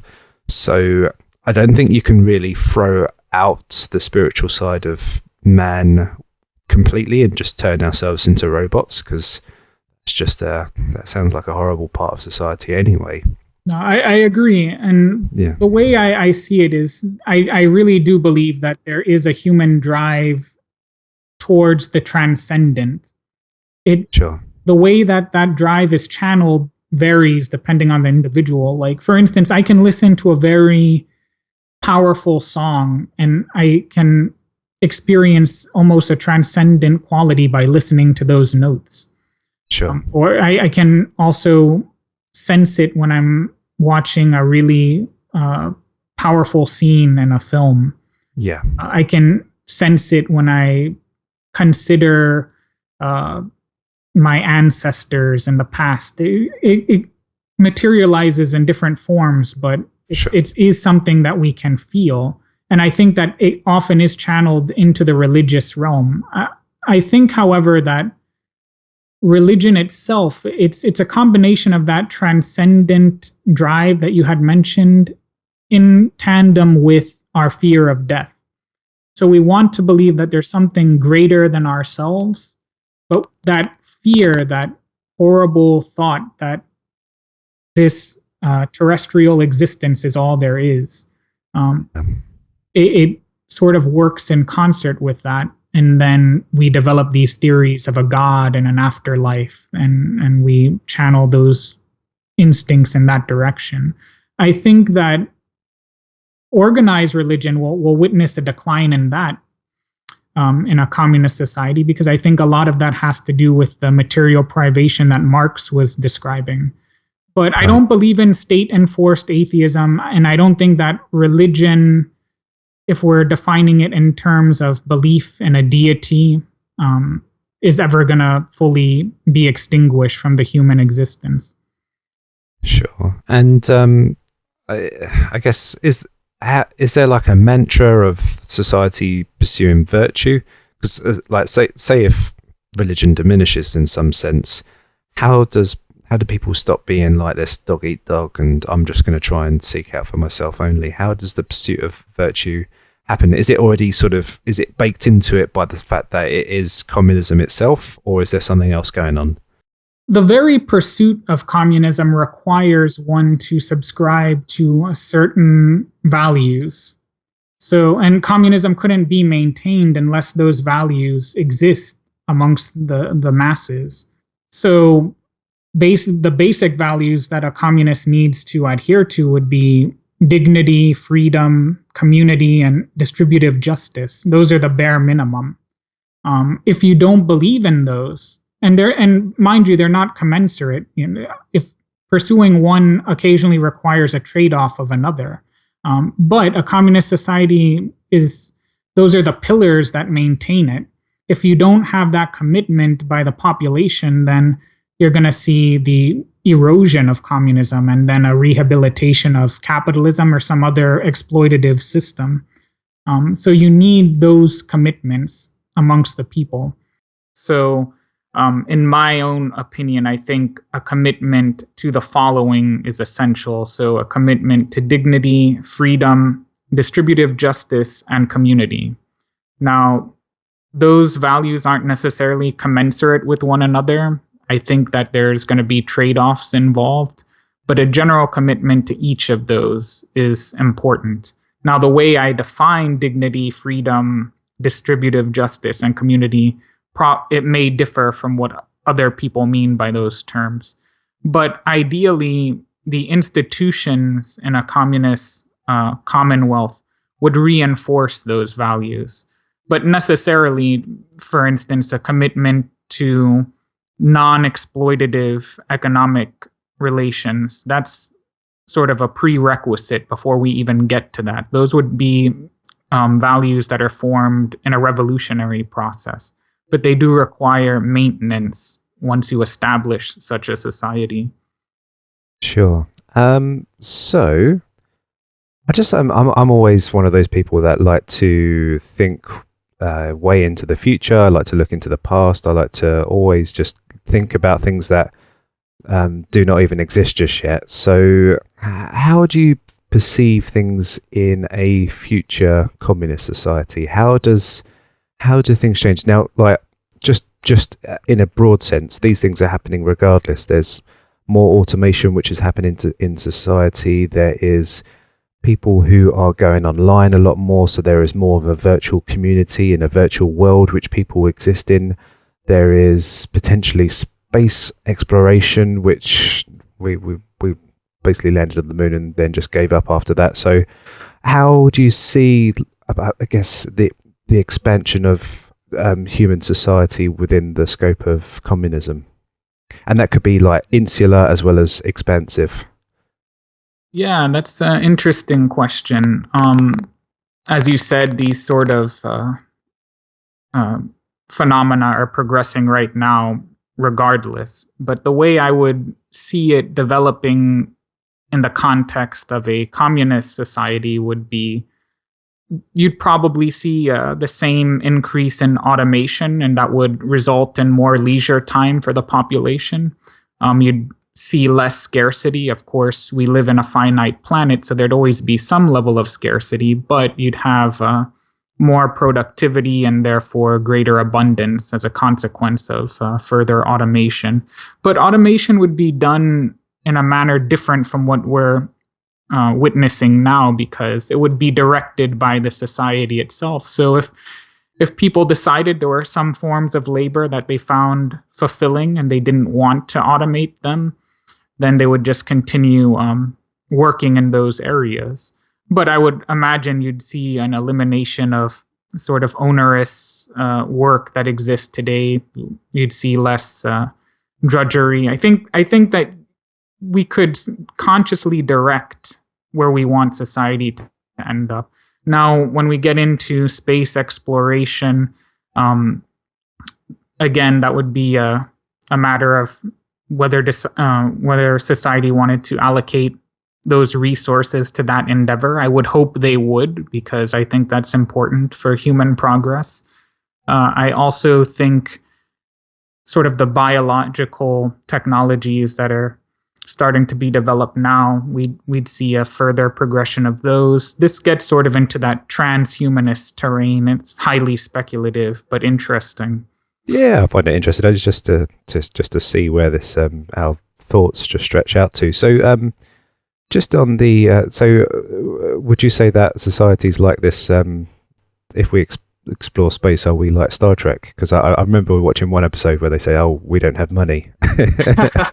Yeah, there's a lot of people on the left that like to speculate, and there's a lot of these Star Trek guys that gravitate towards leftism. I think in the Star Trek universe, from what I know of it, and I've only watched the show a few times, I think they have these machines that just sort of produce whatever they need on demand, and therefore, at least within the context of the show, they don't have to worry about things like production or allocating resources any longer. They can just commit themselves entirely to exploration and science and things like that. Yeah, the pursuit of knowledge. So, I mean, I'd like something like that if it were feasible. I don't know how practical that is, but it's an interesting way of viewing the future. Okay, and let's just say, for another example as well, is because there's two different balances that could happen as well. There's the one side of human society that bites, and this is probably a minority, but still quite a relevant point, where some people just like to stay in touch with nature. They don't like all this technology and all this crap that surrounds us, and we just turn into mobile zombies walking around the streets and things like that. And then there's the other ones which just say, look, let's just adapt this technology, let it be part of our body, let's just put on glasses, let's replace our eyes, let's replace our ears, let's become this new human. What's your opinion of that? Yeah, I do see something like that happening, where there'd be a segment of the population that prefers keeping things as natural as possible. They have a sort of skepticism towards technology and the direction it goes in, sort of this neo-Luddite primitivist instinct some people have. And your society can work with that? Yeah, I think so. Yeah. I mean, provided the people that wish to get off the grid and do their own thing, as long as they don't interfere with other people's desire to engage in more technological pursuits, I don't see why it would be problematic. Sure. Okay. There was a couple of other things as well, and so in society, as it's just an interesting thing in general, because obviously when we say about communism and stuff like that, we think about collectivism. Now, would you say? Now, this is probably a quite controversial area and stuff like that, but would you say that there is potentially humanity leading to some kind of singularity where we become an evolution of something else, and just like where we connect the dots and we work in unison in such a way. It's such a, like, I'm just pushing ourselves way into some kind of unknown territory, but I'm just interested to see your views on this. I've not given that much thought. I have sort of periodically looked into Ray Kurzweil and his notion of the singularity and it leading towards this sort of, I don't know, meta mind or some where all of our minds are networked in this post-human entity. And that it sort of creeps me out when I think about it. I haven't. Yeah, me too as well. Yeah. I can't personally. I don't find it desirable. From what it could just be that I haven't given it a fair hearing and I don't understand the principles well enough to make an informed judgment. But just on the face of it, it's sort of off-putting. So I don't know if we're necessarily heading in that direction. I couldn't say. I hope not. I hope that there'd still be some more individual autonomy. I like my subjectivity personally, and I don't find being networked in this meta mind that appealing. But again, it could just be that I'm not comprehending it that well as a consequence of not reading enough material on the subject. Yeah. Well, I guess the thing is, obviously, is that we, I guess, and I won't speak for you, but you can speak for yourself. You don't necessarily want to create the color grey for everyone. You don't want everyone to be globalized, everyone into the same thing and watching the same TV show and all those kind of things. You want to have and cultivate unique individuals who, like some strange capitalist in Australia who's originally from Britain and a communist in America and things like that. You like a world of very unique individuals. I do. I value that. I find diversity amongst individuals interesting, and I would hope that we could maintain that. I don't like the notion of some sort of homogeneous mass entity. It's just a little, I don't know, aesthetically off-putting, ethically questionable. Sure. And so just to outline this point, because it'll be just an interesting argument or case that you make. How does communism push aside the globalization? How does communism cultivate individuals? I think that by providing everyone with the means by which to develop their capabilities, and in practical terms, that means giving everyone an equal opportunity to pursue higher education, to get involved in the sort of labor they find interesting and appealing, by giving people more leisure time than market economies afford them. I imagine you'd see an increase in individualism in the sense of people not engaging in the sort of mass consumerist trends that we see today. Now, I think there's an element of human nature that we gravitate towards certain things that we all in common find interesting and desirable. But when it comes to cultivating our individual personalities, I think that even though market economies, one of their justifications is you have the freedom of choice. There's competing firms, and it gives you more options. Sure. I think a lot of that is overstated and superficial, and you don't necessarily see a parallel increase in people's individual personalities really flourishing or being that distinct from one another. Of course, it's you'd witness more of it in capitalism than in, say, some sort of military dictatorship. But sure. I think relative to the communism that I'm describing, it's not quite as discernible as a lot of the bourgeois ideologues make it seem. Thank you, Michael. I don't know whether this really is probably good for the episode, but let's just try this one anyway, because I think we're trying to work on mechanics. But is there any certain mechanics of capitalism that you think potentially are quite useful to use within your society? Well, now it's a very difficult question I'm posing to you there, but just is there like certain areas? I mean, obviously you could say that certain types of competition is quite useful. Certain things are here. You don't obviously have. Obviously, you're a lot of the areas you're opposed to, but just is there any certain aspects that you can think, okay, well maybe society could potentially use a little bit of this, but just from your side. It really depends how one defines capitalism. I Sure. think that's one of the problems. And as a Marxist, I have a very specific definition of what capitalism is. So from my perspective, there wouldn't be. But if we are describing capitalism in more broad terms, where it features, competition and prioritizing research and development and those sort of things, I think there is room for that in a communist society. I think earlier on I had criticized interfirm competition somewhat. Right.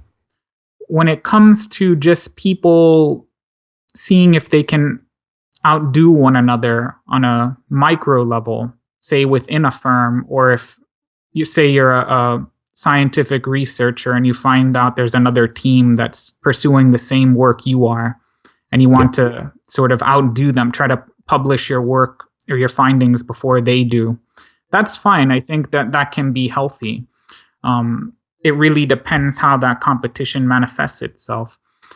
But overall, I think that what you'd see transfer over from the period we currently live in and into communism would be facets of society that transcend capitalism, that are sort of perennial economic imperatives. So trying to reduce inefficiency to the greatest extent possible, trying to come up with new ways of producing and consuming that are consistent with our values. Those sort of things we would continue to see, obviously, but capital, the circuit of capital accumulation, that would be gone. Okay. Can I ask you just a very I'll let you finish off your entire subject here at the end, but I just want to throw out just some very unique little questions at the end to see how you approach them. Do you know the Zeitgeist movement? I do, yeah, I'm familiar with them. And I've had a few conversations with them online and stuff like that, and I think sometimes the Zeitgeist movement is basically like a philosophy, but then there's also the other strain, I forgot what the Eden Project or something like that, where they create micro super cities and they use a system of resource allocation and stuff like that. Is there, and basically it's more of a computer generated sort of thing rather than a council communism kind of thing. How do you draw distinctions between that school of thought? Because there's a few similarities, obviously, but there's obviously some distinctions as well. I just want to see if you can just set out different principles between the two, if you're aware of that subject. Sure. Well, first and foremost, I guess the biggest difference is that the way I interpret the Zeitgeist movement is they're sort of another manifestation of the utopian socialism that you and I had discussed previously, where they believe that if we get enough people to our perspective on things, and we can start witnessing a social transformation. And I just disagree with that already. Once we start getting into the mechanics of how this Zeitgeist movement would operate in reality, I think they have, their values are okay, but I think they have a faith in technological solutions that isn't really grounded in reality. I think that they have a over-optimistic view of what we're currently capable of producing. That's probably going to be your critique of me as well, I imagine. Maybe I'm gonna withhold judgment for now and just wait and see. But I think that they have a little too much faith in technocratic decision making. I don't know. Yeah. I think they favor some sort of democratic method for reducing the possibility of corruption and abuse. But again, I think a lot of it is utopian in that bad sense of the term I had described before, where it's just not feasible. Yeah, because I think I've got myself into positions where I've had debates or little comment debates on the YouTube channels and stuff like that, and I get accused of not knowing enough information about the movement and stuff like that. So I'm probably putting you in the same position as well, where we start claiming that we know about their movement, and then they'll debate us where they say that we're completely wrong and totally have mistaken them. But sorry to put you in that position. You're probably going to get a load of the Zeitgeist movement after this. But no, I'm sorry. It's just like from the top of from scratching the surface and what you understand, and just to align certain definitions. Yeah, I think you approach that pretty well. Yeah, part of the problem, before I conclude with them, is that their critique of what capitalism is a little superficial in my estimation. So you hear a lot of them complaining about money. So money is the big problem we have to eliminate. Well, I would disagree. I think that if we view money as simply a medium of exchange, that's not necessarily the problem. I think the problem is capital, and they don't really understand what capital is, how it functions, why it's a problem. Instead, they choose this other element of capitalism that we all see, we all experience. I understand why they feel that way, but it's sort of misplacing the blame. And then they start getting into terrain that follows from that premise. And I think that it's a little inconsistent and not that persuasive in my view.